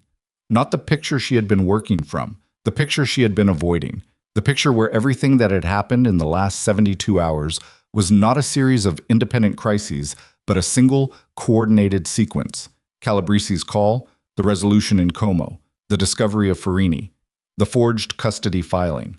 And where the question she had not let herself ask directly was whether the sequence had one architect or two. She wrote for 30 minutes. She crossed things out. She drew lines between events and examined the lines for direction, for the question of who benefited, at each stage, from the way things had moved. By 8:15, she had something that was not proof, but was close enough to proof that she could not look away from it. She called Ricardo. He answered before the first ring completed, which meant he had been holding his phone, which meant he had been waiting. "I need to see you," she said. "In person. Not the phone." "When?" "Now. My apartment." A pause. "Come alone." "Alicia." "Alone, Ricardo. No Sarah, no Dario, no one. You walk in by yourself." Silence. Then, 40 minutes. She hung up and went to check on Juliana and stood over the bassinet for a moment with her hand resting on the edge of it, not touching her daughter, just present. The physical fact of proximity, the anchor of it. Then she went back to the kitchen and waited. He arrived in 36 minutes, which meant he had run at least 2 red lights. He knocked, which he had never done when this was also his home, and she opened the door and looked at him. And what she saw in his face was the expression of a man who had spent 36 minutes preparing for a conversation he did not know the shape of, and whose preparation had not been sufficient. He came in. He looked around the apartment with the brief survey of someone checking a space without meaning to. Old habit. She had seen him do it in every room they had ever entered together, and had read it, for 3 years, as simple awareness. She read it differently now. "Sit down," she said. He sat at this kitchen table. She did not. She stood at the counter with her arms at her sides and looked at him directly. "The forged custody filing," she said. "Luca's office. Your signature instruction." His face did not move. That was its own answer. Not the movement of surprise, not the reflex of someone encountering unexpected information, but the very specific stillness of someone who has known a thing, was coming and has been deciding, for a period of time, what to do when it arrived. She watched that stillness and felt something in her chest perform the same collapse it had performed 9 months ago in a hallway, the surrender to gravity, the building going down because the foundation is gone. "How long?" she said. "Alicia, how long have you known about Farini?" The silence lasted 4 seconds. She counted them. 6 weeks, he said. 6 weeks. Before Como. Before the call from Calabrese. Before 31 hours of watching him move through a crisis with the focused urgency of a man protecting what mattered most. Before the kitchen above the lake and the conversation about truth. And before she had placed his 11 lines in the drawer of her kitchen table instead of the trash. She breathed once through her nose. "You knew the breach existed," she said. "You knew Calabrese had 7 months of my legal strategy, and you did not tell me. I was managing, but..." "Stop." The word came out with a force that was not volume but pressure, the kind that stops a room. "Do not tell me you were managing something. Do not use that word to me again as long as you live." He closed his mouth. "You walked into a hospital room," she said, and her voice was doing something she had not heard from it before. It was completely level and completely destroyed at the same time, the two things coexisting without resolving. "You held our daughter. You looked me in the face, and you said nothing in the world matters more to me than her safety. And you already knew. You already knew that the man threatening us had 7 months of intelligence sourced from inside my legal team. You already knew that the custody filing existed. You already knew all of it, and you stood in that room and you chose, again, you chose to manage the information instead of telling me the truth." Ricardo sat at the table with his hands flat in front of him, and he did not look away from her, which was the only thing she could say for him in this moment. He did not look away.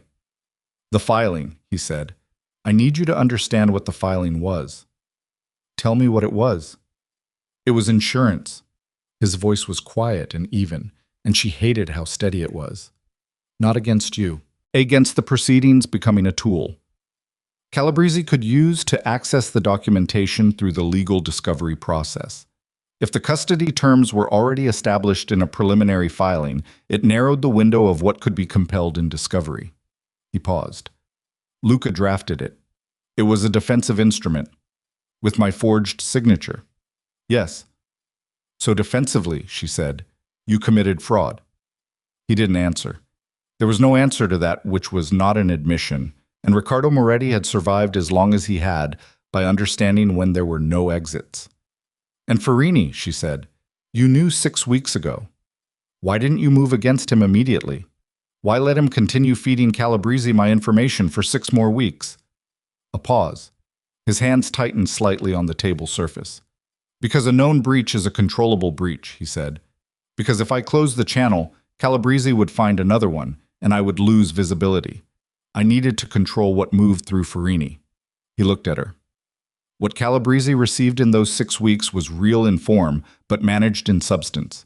It was designed to give him a picture of your position that was accurate enough to satisfy him, but strategically incorrect in the ways that mattered. She stood at the counter and absorbed this. You used Farini, she said, as a channel to feed Calabrese disinformation. Yes.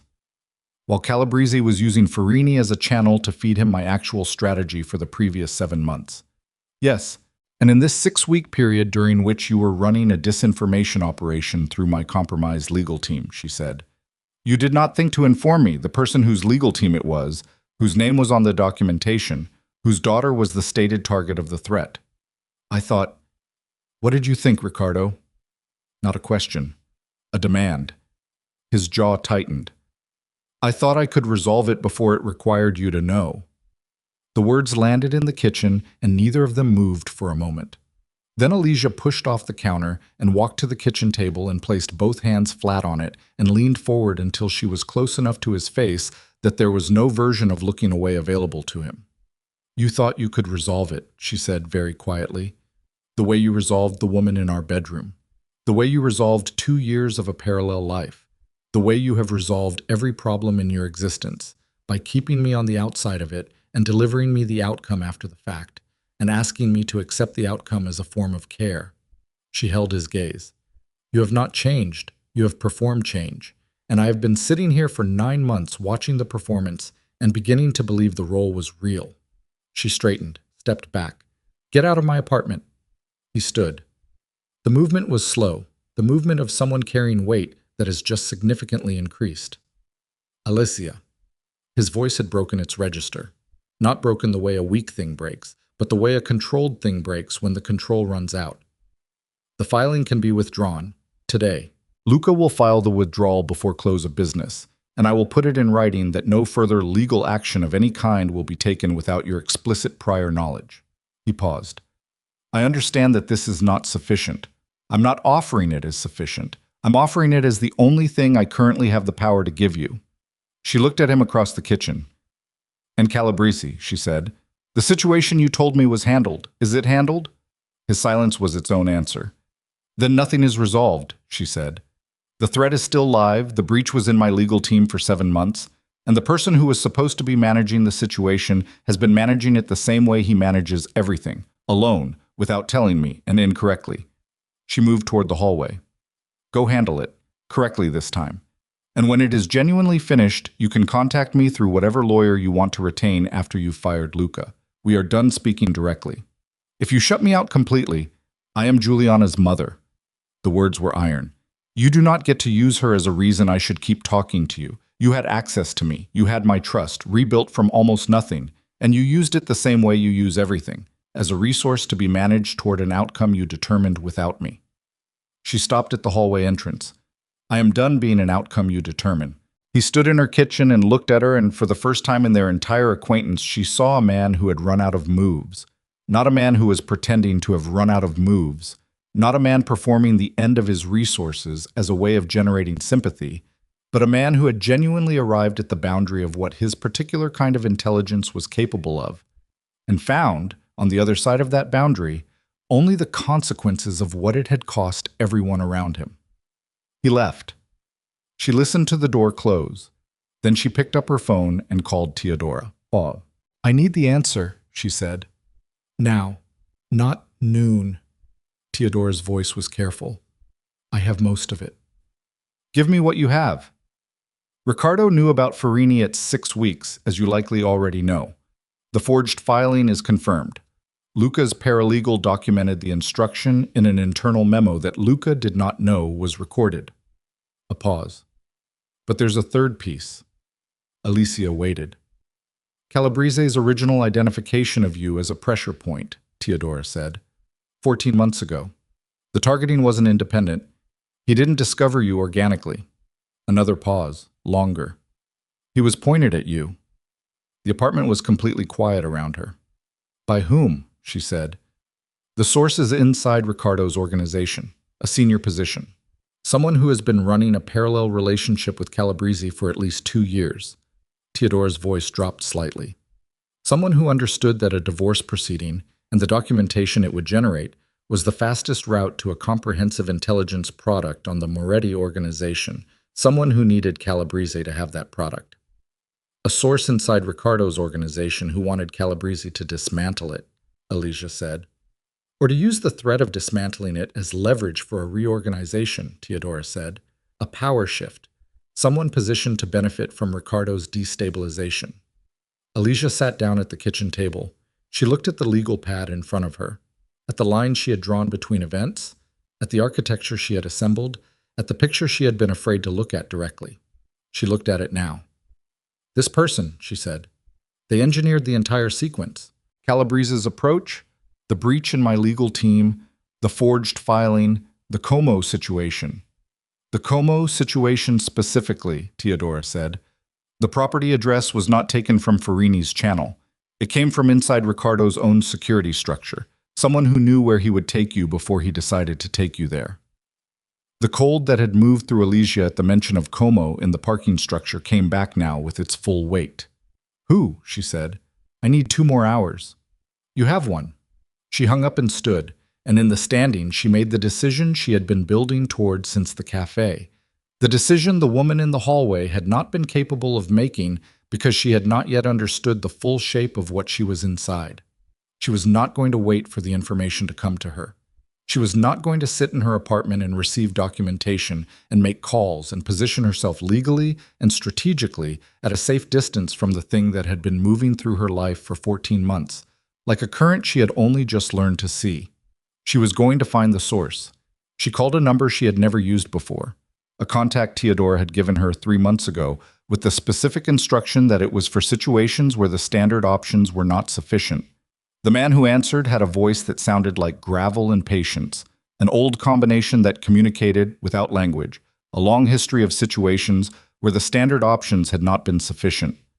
I need to find someone inside the Moretti organization, she said, senior level, someone who has been running a secondary channel to Enzo Calabrese for at least 2 years. A pause. That's a specific ask. I have documentation that narrows the field. I need the last step. What's the timeline? Hours, she said. Not days. Another pause, longer. Send me what you have. She sent it. While she waited, the situation moved. It moved at 11:40 when Teodora called back 30 minutes early with a name. The name was Silvio Conti, Ricardo's chief of operations. 26 years inside the Moretti organization, the longest tenure of anyone in the senior structure. The man who had built the distribution architecture that made the organization what it was.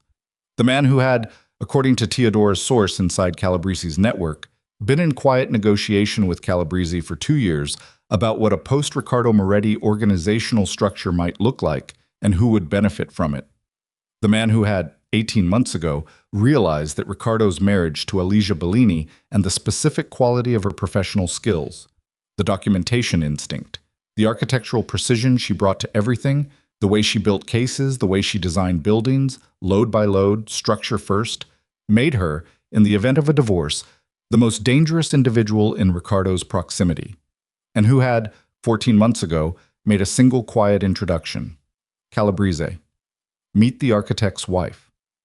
Alicia listened to Teodora say the name, and she understood, in the moment of hearing it, that the last 9 months of her life had been constructed by a man she had met exactly 3 times, at 2 organizational dinners and a Christmas function, who had looked at her across a room and seen not a person but an instrument. She was done being an instrument. She called Ricardo. He answered in one ring. Silvio Conti, she said. 3 seconds of silence. Then, very quietly, where did you get that name? It doesn't matter where I got it. Is it accurate? The silence this time lasted long enough that she could hear him breathing, the specific quality of a man whose world has just been inverted, who is running calculations on something that has too many variables to calculate cleanly. Ricardo. Her voice cut through whatever he was doing. Is it accurate? Yes, he said. The word came out abraded, like something dragged across concrete. Yes, it's Conti. He's still in the organization. He's in my building right now. A pause. He's been there all morning. Then you need to move, she said.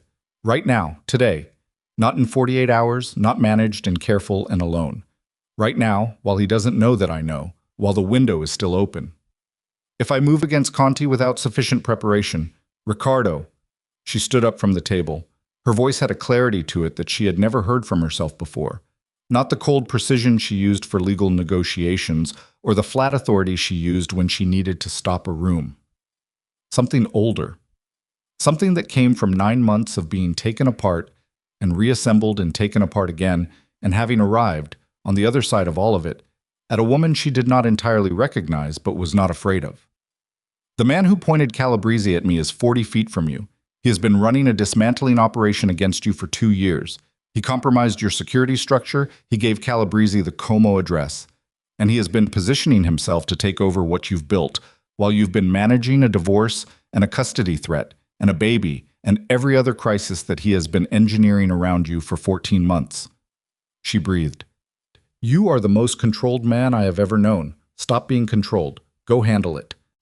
A silence that had a different quality from all the silences before it. Not calculating, not preparing, not the pause before a managed response.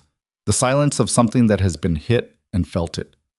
And Calabrese, she said, whatever you need from me, the documentation, the financial architecture, the full picture, whatever would give you the position to shut this down completely.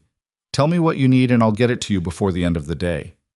You would do that, he said, not incredulous. Something else. After this morning, I'm doing it for Juliana, she said, not for you. Be very clear on that. I am clear on that. Then go. She hung up. She stood in her kitchen and her hands were not entirely steady, and she let them be not entirely steady for approximately 30 seconds, which was what she allowed herself. And then she went to the drawer and took out his 11 lines, and she looked at them one more time, the handwriting that was not managed, the words that were not for effect. And she put them back in the drawer and closed it. Not the trash, not display, not yet decided. What happened in the next 4 hours came to her in fragments because she was not present for most of it. She was in her apartment with Juliana and Sarah, and the specific, suspended quality of waiting for information in a situation where the information, when it came, would determine the shape of everything that followed. Teodora called at 1:15 with 3 words. Conti is contained. Teodora called at 2:40 with 4 more. Calabrese has made contact. The contact was not another threat. It was a request, channeled through an intermediary, formal and careful, the language of a man who has just lost the piece that held his leverage together and is recalculating his position in real time. Calabrese was requesting a meeting, not with Ricardo, with Alicia. She understood immediately what this meant. Conti had been his inside access. Without Conti, his intelligence on the Moretti organization went cold. The documentation Alicia held was no longer a weapon he could acquire through an inside channel. It was the only comprehensive picture of the organization's financial architecture that existed outside the organization, and he was now asking to negotiate directly with the person who held it. He thought she could be bought, or frightened, or both. He had 14 months of data on her, and in those 14 months she had been a woman in a divorce proceeding, building a legal case, protecting a pregnancy, navigating a betrayal. He had a picture of her that was accurate and also 9 months out of date. She sent a response through Teodora's channel. She would meet. Conditions to be specified. Location her choice. Then she called Marco Vicetti. He answered, and she heard in the first syllable of his voice that he already knew about Farini, that the third channel notification Ricardo had arranged had reached him, and that what she was hearing was a 62-year-old man in the specific state of a professional who has just discovered that his house has been entered and is performing the inventory of what was taken. Luca Farini, he said. Yes. I have already terminated his position and notified the relevant oversight bodies. A pause that was not the strategic pause she was accustomed to from him, a genuinely shaken one. Alizia, I need you to understand that I had no knowledge. I know, Marco. She said it cleanly. I know you didn't. That's not why I'm calling.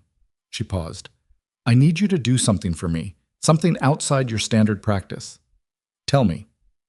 I'm meeting Enzo Calabrese. I'm going to offer him a negotiated position.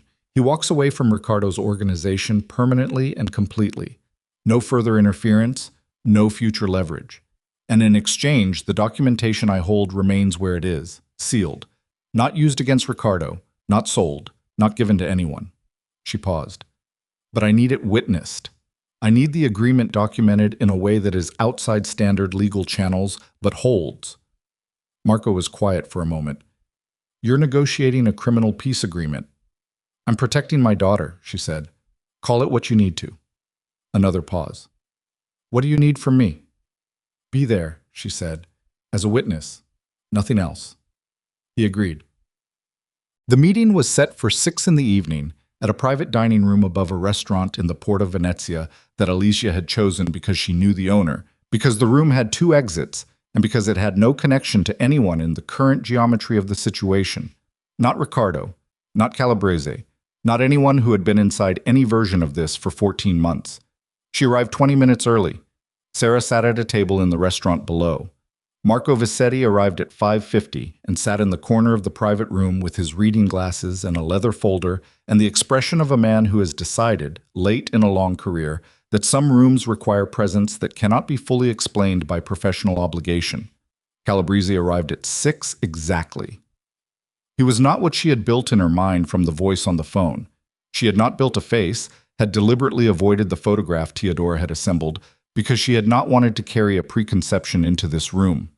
What arrived was a man in his late 50s, compact and careful, with the kind of stillness that comes not from tranquility, but from the long practice of being the most dangerous thing in whatever room he entered and having learned to carry it quietly. He looked at her across the private room and she saw him register, in real time, the difference between the woman he had been targeting for 14 months and the woman who was standing in this room. She saw him adjust. She did not give him time to complete the adjustment. Sit down, she said. We have 1 hour, and I will do most of the talking. He sat. She sat across from him and placed Teodora's complete file on the table between them, not as a threat, but as a declaration, the way you place evidence that the other side needs to understand you possess before the negotiation begins. You built a 14-month operation, she said. You identified me as a vulnerability in Riccardo Moretti's position, and you were correct. I was building documentation that would have been, in the right hands, the most comprehensive picture of the Moretti organization that has ever existed outside it. She paused. I'm going to offer you something better. He watched her. His stillness had not changed, but something behind it had. You lost Conti today, she said. Your inside access is gone and it is not coming back. The documentation channel through Farini is closed. Whatever you thought you were going to acquire in the next phase of your operation is no longer available to you. She placed her hand flat on the file. What I have here is the only remaining version of that picture, and I am the only person in the current situation who can offer you a clean exit from 14 months of a strategy that has just run out of road. Calabrese's eyes moved to the file, back to her face. What are your terms? He said. His voice was the same voice from the phone, unhurried, the voice of a man who does not perform urgency because he owns the outcome. Except that he did not own the outcome anymore, and she could see him doing the math on that in real time, running it against what he was looking at across the table, arriving at the only calculation that held. She told him the terms. He listened without interrupting. When she finished, he was quiet for a long moment, and she let the moment be what it was, the silence of a man who has encountered a wall where he expected a door and is deciding whether to look for another door or acknowledge that the building has changed. And if I decline, he said. She looked at him. Then you spend the rest of your professional life managing the consequences of having made an enemy out of me specifically, she said. Not Ricardo, me. Because Ricardo has been doing this for 20 years, and he has a specific set of tools and a specific way of using them, and you know exactly what they are. You have planned around them for 14 months. She paused. You do not know what I have. You do not know how I think. You do not know what I will do because I did not exist in your picture until 9 months ago, and I have not been predictable since. She held his gaze. I am also the only person in this building who holds the document that could expose you in ways that have nothing to do with the Moretti organization. She placed a single additional sheet on the table. The financial thread Teodora had traced back through Calabresi's own network, the layer underneath the layer that Calabresi had believed was not visible.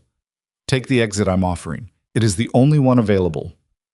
The silence in the private room above the Porta Venezia restaurant lasted approximately 90 seconds. Then Enzo Calabrese looked at Marco Vicetti in the corner with his leather folder and his reading glasses, and he looked back at Alicia Bellini, and he said, "Draft the terms." She nodded at Marco. Marco opened the folder, and in the corner of the room, Alicia Bellini sat with her back straight and her hands steady, and the full, absolute understanding that she had just walked into the center of the world she had spent 9 months trying to leave, and had walked in on her own terms, armed with everything it had cost her to get here, and had won. She did not feel triumphant. She felt something quieter and more permanent than triumph. The specific gravity of a woman who has finally, completely, stopped being managed by anyone. What she did not know, sitting in that chair while Marco's pen scratched across the document and Calabrese signed where Marco pointed, was that 40 minutes away, in a room she had never been inside, Riccardo Moretti was receiving information that would not wait until morning. Information that would require him to make the single most dangerous phone call of his life. To her. The call came at 7:43. She was still in the private room above the Porta Venezia restaurant, watching Marco close the leather folder with the signed agreement inside it, when her phone lit up with Riccardo's name. She looked at it for one full ring, Marco glancing at her over his reading glasses, Calabrese already standing, already moving toward the door, with the contained efficiency of a man who has accepted a negotiated reality and is realigning himself to it in real time. And she picked up on the second. "Not tonight," she said. "Whatever it is, it waits until—" "It doesn't wait." His voice was not the controlled register she had come to know as his baseline. It was not the abraded quality she had heard when she said Conti's name. It was something she had never heard from him, something that existed underneath all the layers she had spent years trying to read, and the sound of it stopped her mid-sentence. "Alicia, I need you to listen to me, and I need you to not hang up." Marco had gone still in the corner. She turned slightly away from him. "Talk," she said. "Conti is not contained." A pause. "My people moved on him at 2 this afternoon. He was not at the building. He had not been at the building since 11 this morning, which means he knew, or suspected, that his position had been identified before we moved." Another pause, shorter. "He's been in contact with Calabresi's secondary network, not Calabresi himself. The layer underneath him. People who do not consider themselves bound by whatever agreement you reached tonight." She stood very still. "He's been building a contingency," Riccardo said, "for the possibility that the primary operation failed. The contingency is not about leverage or documentation or organizational politics." His voice dropped. "It's personal, Alicia. He made it personal. I don't know when, but somewhere in the last 14 months, Conti decided that the cleanest way to remove the problem was to remove the person at the center of it." The private room above the restaurant was quiet. Marco's folder on the table, the ambient sound of the city outside the window, indifferent and continuous. "He's coming for me," she said. "I have reason to believe he already has someone in position. I don't know where. I don't know the timeline." Riccardo's voice was doing the thing she had heard only twice before, breaking its own control not through weakness, but through the running out of the resource that produces control. "Where are you right now? Tell me exactly," she told him. "Sarah," he said immediately. "She's downstairs." "Get to her, right now. Don't use the front entrance. Is there a service exit?" She looked at Marco. Marco, who had spent 62 years in rooms where information determined survival, and had never, she suspected, been in a room quite like this one, stood up from his chair with a speed that belied his age and moved to the far wall and found the service door beside the kitchen access with the instinct of a man whose mind had just shifted categories without being asked. "Yes," she said into the phone. "Go through it. I'm 4 minutes away." She was already moving. The service exit opened onto a narrow passage between buildings, the kind of utilitarian gap that cities accumulate without meaning to. Damp stone, a single overhead light, the smell of kitchen exhaust and old stone. Marco went first, which surprised her, and she followed, and at the end of the passage, she could see the side street and the ordinary moving traffic of a Milan evening. Sarah appeared from the restaurant's front entrance before they reached the street. She had been called, or had heard something, or simply possessed the specific attunement of someone whose entire professional purpose was to be present before she was needed. She took in the scene in a single visual sweep and positioned herself between Alicia and the street without being asked. Ricardo's car came around the corner in 3 minutes, not 4. He got out before it fully stopped, which was not a thing she had ever seen him do. Ricardo Moretti, in all the time she had known him, moved with the deliberate economy of someone who had nothing to prove through urgency. What got out of the car was a man who had run out of the thing that produced deliberate economy. He looked at her. The specific way he looked at her, the scan from face to hands to the space around her, inventory and relief compressed into a single second, told her that whatever information he had received in the last 40 minutes had cost him something that was not retrievable. "Inside the car," he said. Not to her only, to Marco, to Sarah. "All of you, now." They moved. She sat in the back beside Marco. Ricardo was in the front, his phone at his ear, giving directions to someone in clipped Italian that she caught in fragments, street names, coordinates, the specific language of people being repositioned at speed. Sarah drove with the focused quiet of someone who had done this before and expected to do it again and had made a private peace with that expectation long ago. "Where is Juliana?" Alicia said. "My people have been with her since 2 this afternoon," Ricardo said, without turning. "Since I first understood that Conti had moved. She has not been alone for 5 hours." She absorbed this. The specific quality of having been protected before she knew she needed protecting. The thing that, in any other context, in any other relationship, she would have recognized immediately as the same impulse that had produced 3 years of managed information and decisions made without her. The thing she had named, that morning in her kitchen, as the pattern she would not accept. She sat with the contradiction of it and did not resolve it, because the car was moving, and Giuliana was somewhere in the city with people she had not chosen, and Silvio Conti was somewhere else, and none of this was a moment for resolution. "Tell me about Conti," she said. "Everything you know, right now, in this car." Ricardo lowered his phone. He turned in his seat, the full turn, looking at her directly across the space between the front and back, with the expression she had first seen in the hospital room and had not known how to read, and was only now, under these specific conditions, learning to read accurately. "Silvio Conti has been with the Moretti organization since before I inherited it from my father," he said. "He built the distribution structure that makes the organization functional. For 26 years I trusted him the way you trust the foundation of a building, without examining it, because the building was standing." A pause. "He watched me marry you, and he understood before I did what that meant.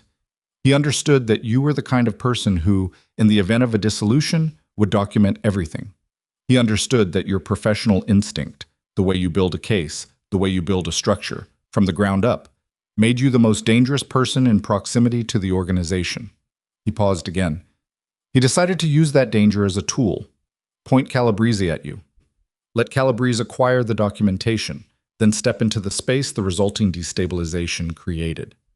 "He wanted the organization," she said. "He wanted what I have. He's wanted it for years. He was waiting for a natural moment, and the divorce gave him the architecture he needed." Ricardo's voice was even and informational, but underneath it was something she had heard only once before. In the kitchen in Como, when she had asked whether any part of the marriage had been strategic, and he had answered her in the voice of a man who had run out of angles. "I missed it. For 14 months I was managing threats I could see, and the source of them was standing 40 feet from me every day." The car moved through the city. Outside the windows, Milan did what it always did, continued, indifferent, layered, old and lit and full of people who were not inside any of this. "Where are we going?" she said. "A location Conti has no knowledge of. He was never inside the security structure for this property." "How do you know?" Ricardo turned back to the front. "Because I built it after we married. It was the one thing I built entirely without him." She looked out the window and said nothing. The property was in the Sempione district, a building that presented itself to the street as a converted office space, unmarked, unremarkable, the kind of facade that the city's fabric absorbed without comment. Inside it was warm and functional, and staffed with 4 people whose names she did not know, but whose bearing communicated, in the universal language of competence, that they were very good at what they did. Juliana was in a room on the 2nd floor. She was awake. It was past her feeding time, and she was registering this fact with the eloquent fury of someone who weighs 9 pounds and has not yet developed any method of communication except volume. Alicia walked into the room and picked her up, and the crying did not stop immediately. It stopped in stages, the way a storm stops, the intensity decreasing in intervals as the small body registered the specific warmth and scent of the person it recognized most fundamentally in the world. Alicia stood in the room and held her daughter and breathed.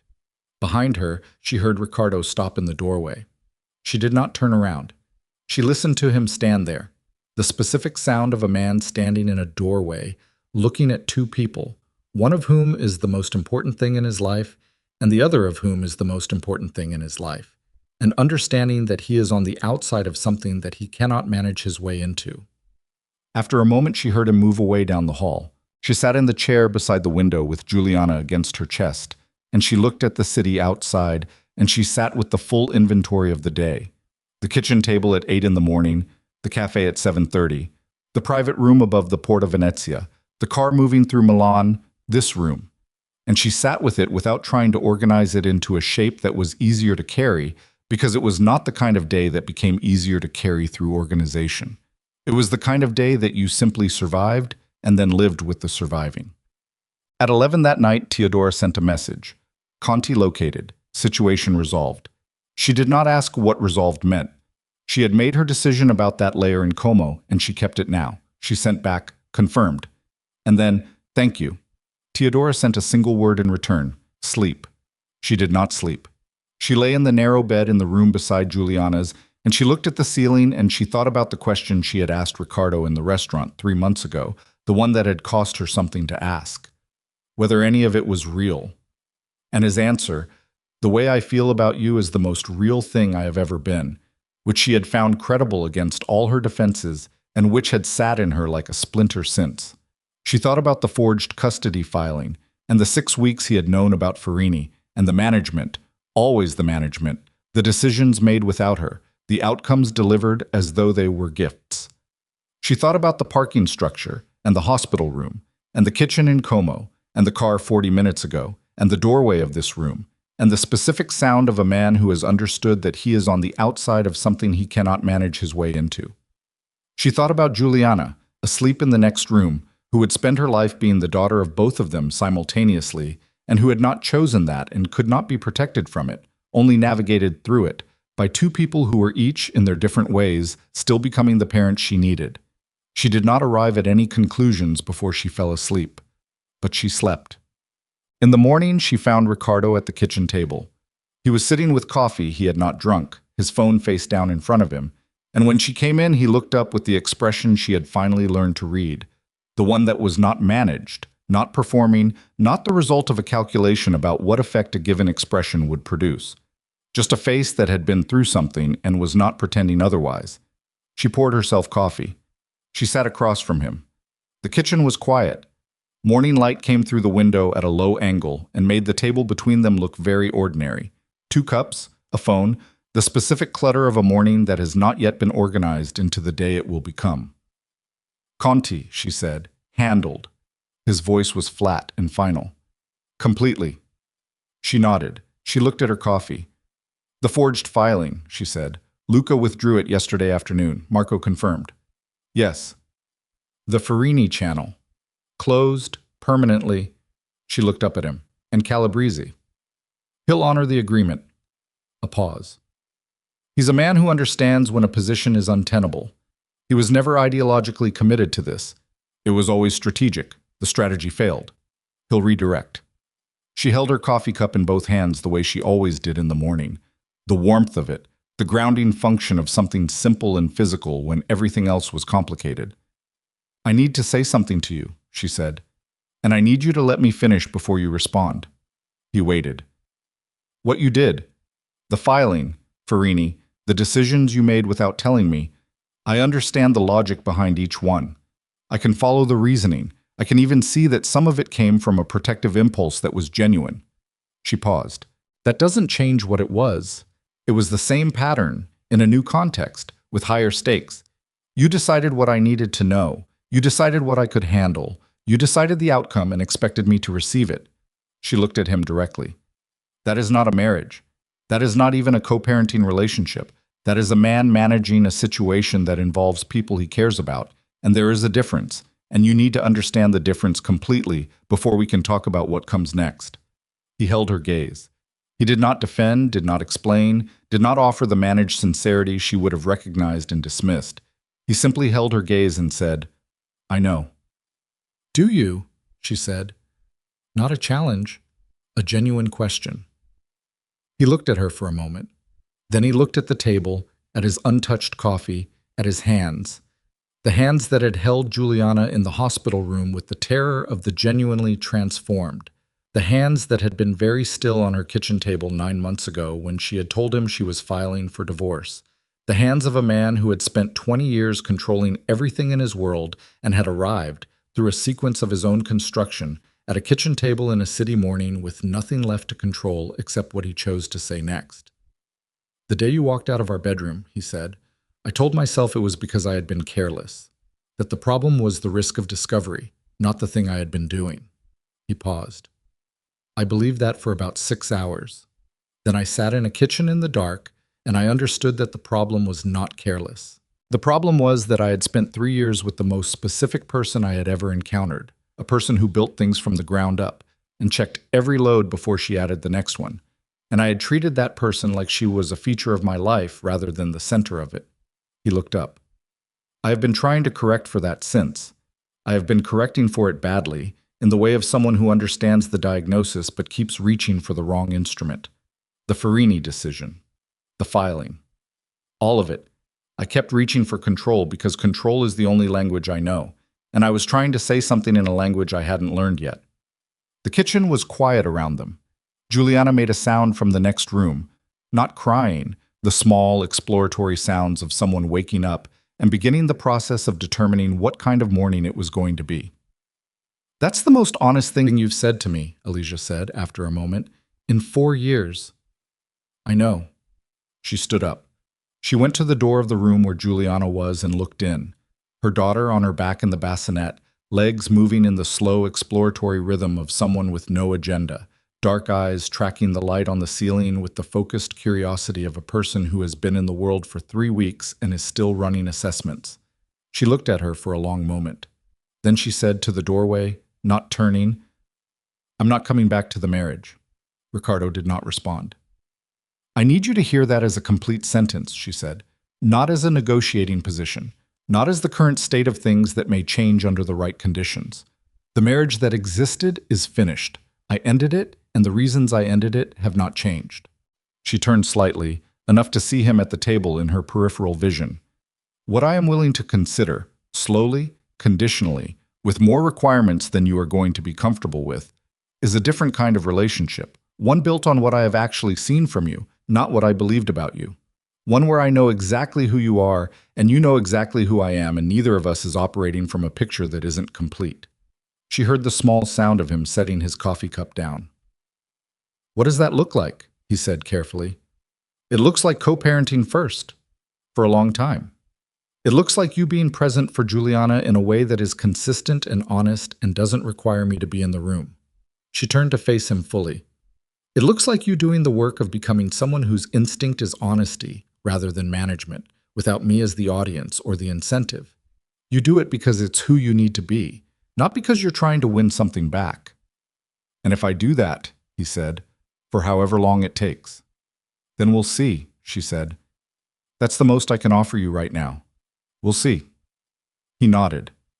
A single, complete no-D, not relief, not hope, not the careful deployment of an expression that might move her, just the acknowledgement of a man who has been told the terms and finds them fair given everything that preceded them.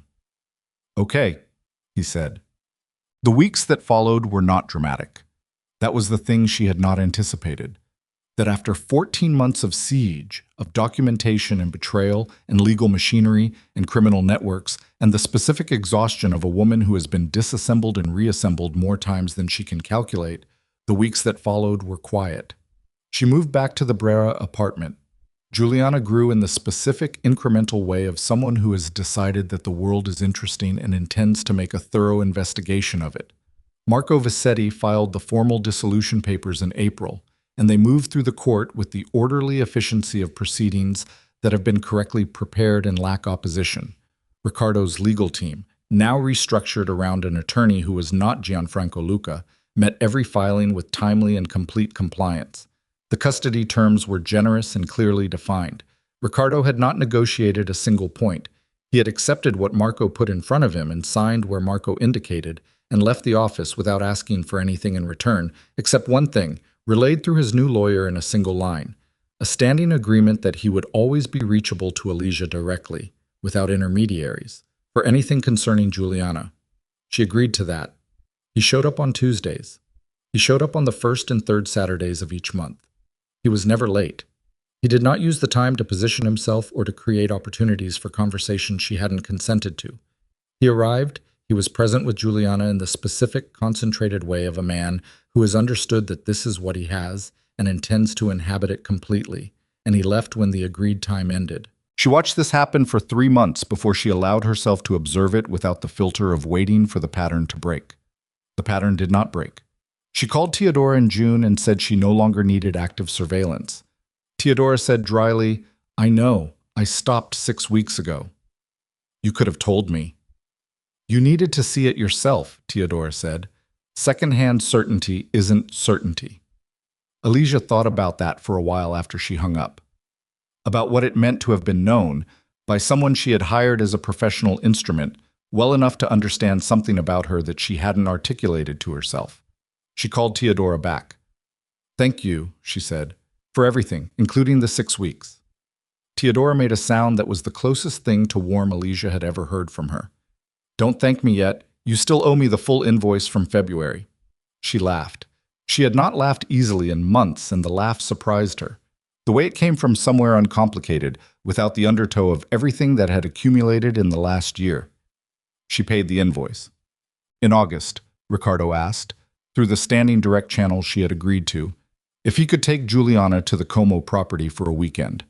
He specified that Sarah would be present, and that he would provide Alicia with the contact information for all security personnel and real-time location sharing for the duration. She sat with the request for 2 days. She said yes. The weekend without Juliana was the longest 48 hours she had experienced since the night in the kitchen, which had been the longest night of a different kind, and she filled them with the work she had been rebuilding. The architectural practice, the clients she had maintained through the last year with varying degrees of success, the structure of a professional identity that had never entirely depended on the marriage but had been shadowed by it in ways she was only now fully mapping.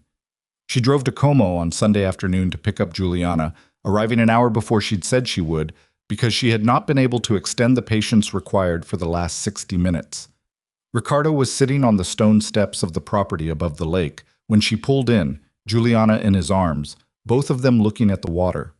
He heard the car and turned, and she saw his face do the thing it did now that it had been doing since the hospital, the thing she had finally accepted as simply true, not a management tool, not deployed for effect, just the true fact of a man looking at someone he loves and being unable to make his face do anything other than show it. She got out of the car. He stood, carefully, the way he always stood when he was holding Juliana. The careful terror of someone who has never stopped being slightly afraid of dropping the most important thing he has ever held. She crossed the gravel and he handed Juliana to her, and she felt the small warm weight of her daughter settle against her chest and breathed once, slowly, the specific breath of something returned. "Good weekend?" she said. "Yes." He said it simply, without embellishment. "She found a beetle, spent 40 minutes with it." Alicia looked down at Juliana. "I believe that." They stood on the steps above the lake for a moment. Not comfortable exactly, not uncomfortable, but something that had no clean name yet, the space between two people who have been through the same destruction and are building, separately and in parallel, towards something that may eventually converge. "I have something for you," he said. He went inside briefly and came back with an envelope. He held it out. She took it, opened it. Inside was a single sheet, a legal document notarized in her name. The transfer of the Milan properties acquired during the marriage, the ones that Marco had identified early as potentially contestable. All of them. No negotiation, no reciprocal demand. She looked at it. "You didn't have to do this," she said. "I know." He put his hands in his coat pockets and looked at the lake. The divorce settlement was what it was. This is separate. This is... He paused, organizing something. "I want you to have something that is entirely yours, that was built during the time we were together but doesn't have my name on it anymore, so that when you look at it, it's yours, not ours, not mine, yours." She looked at the document in her hands, at the notary stamp and the legal language and the name on the transfer. She thought about the first decision she had made that belonged only to her, the one she had made standing in a hallway 9 months ago, the one that had cost her the life she had believed she was living and had given her, in exchange, the life she was actually capable of living. She thought about what it meant to have something that was entirely yours, the weight of it, the specific clean gravity of ownership without complication. She folded the document and put it in her bag. "Thank you," she said. He nodded. He looked at Juliana, at her daughter's face turned toward the lake, toward the light on the water, toward whatever it is that 5-month-old people find in the world that adults have learned to stop seeing. "She has your eyes," he said. "She has your jaw." "I know. I'm sorry about that." She looked at him. Something moved in her face that was not quite a smile but was in the same family, the thing that comes before a smile when you are not ready to smile yet, but the material for one exists. "She'll manage," she said. She walked to her car. She settled Juliana into the car seat with the particular focused efficiency of a woman who has performed this operation several hundred times and still finds it briefly miraculous every time. The small body, the buckles, the specific sound of her daughter registering the transition from arms to seat and deciding this time that it was acceptable. She got in the car. Through the windshield, she could see Ricardo still standing on the steps above the lake, hands in his coat pockets, watching her go. Not calling after her, not moving toward the car, just standing in the place he occupied and watching her leave it, the way a man watches something that belongs to itself and is learning, slowly, what it means to love that way, without possessing, without managing, without deciding the outcome in advance. She started the car. She drove down the lake road with Juliana making small sounds in the back seat and the late August light coming in golden and low across the water. And she did not think about what came next, because what came next was not yet assembled, and she had learned, in 14 months of assembling and reassembling herself, that the things you build most carefully are the ones you do not rush. She thought about a beetle on a step. 40 minutes of attention. The specific quality of someone finding a thing in the world and deciding it is worth staying with. She thought about Juliana's closed fist on an ultrasound screen, the first thing she had ever known about her daughter.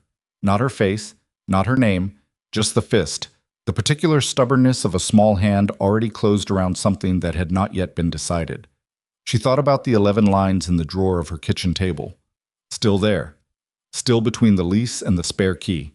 Still not the trash and not on display and not yet decided. She drove. The road curved around the lake and the city came back into view ahead of them. Milan on a Sunday evening, old and lit and layered, full of lives being lived in all their ordinary and extraordinary versions, the destroyed and the rebuilt, and the still in progress, and the ones that had not yet understood what they were. She drove into it.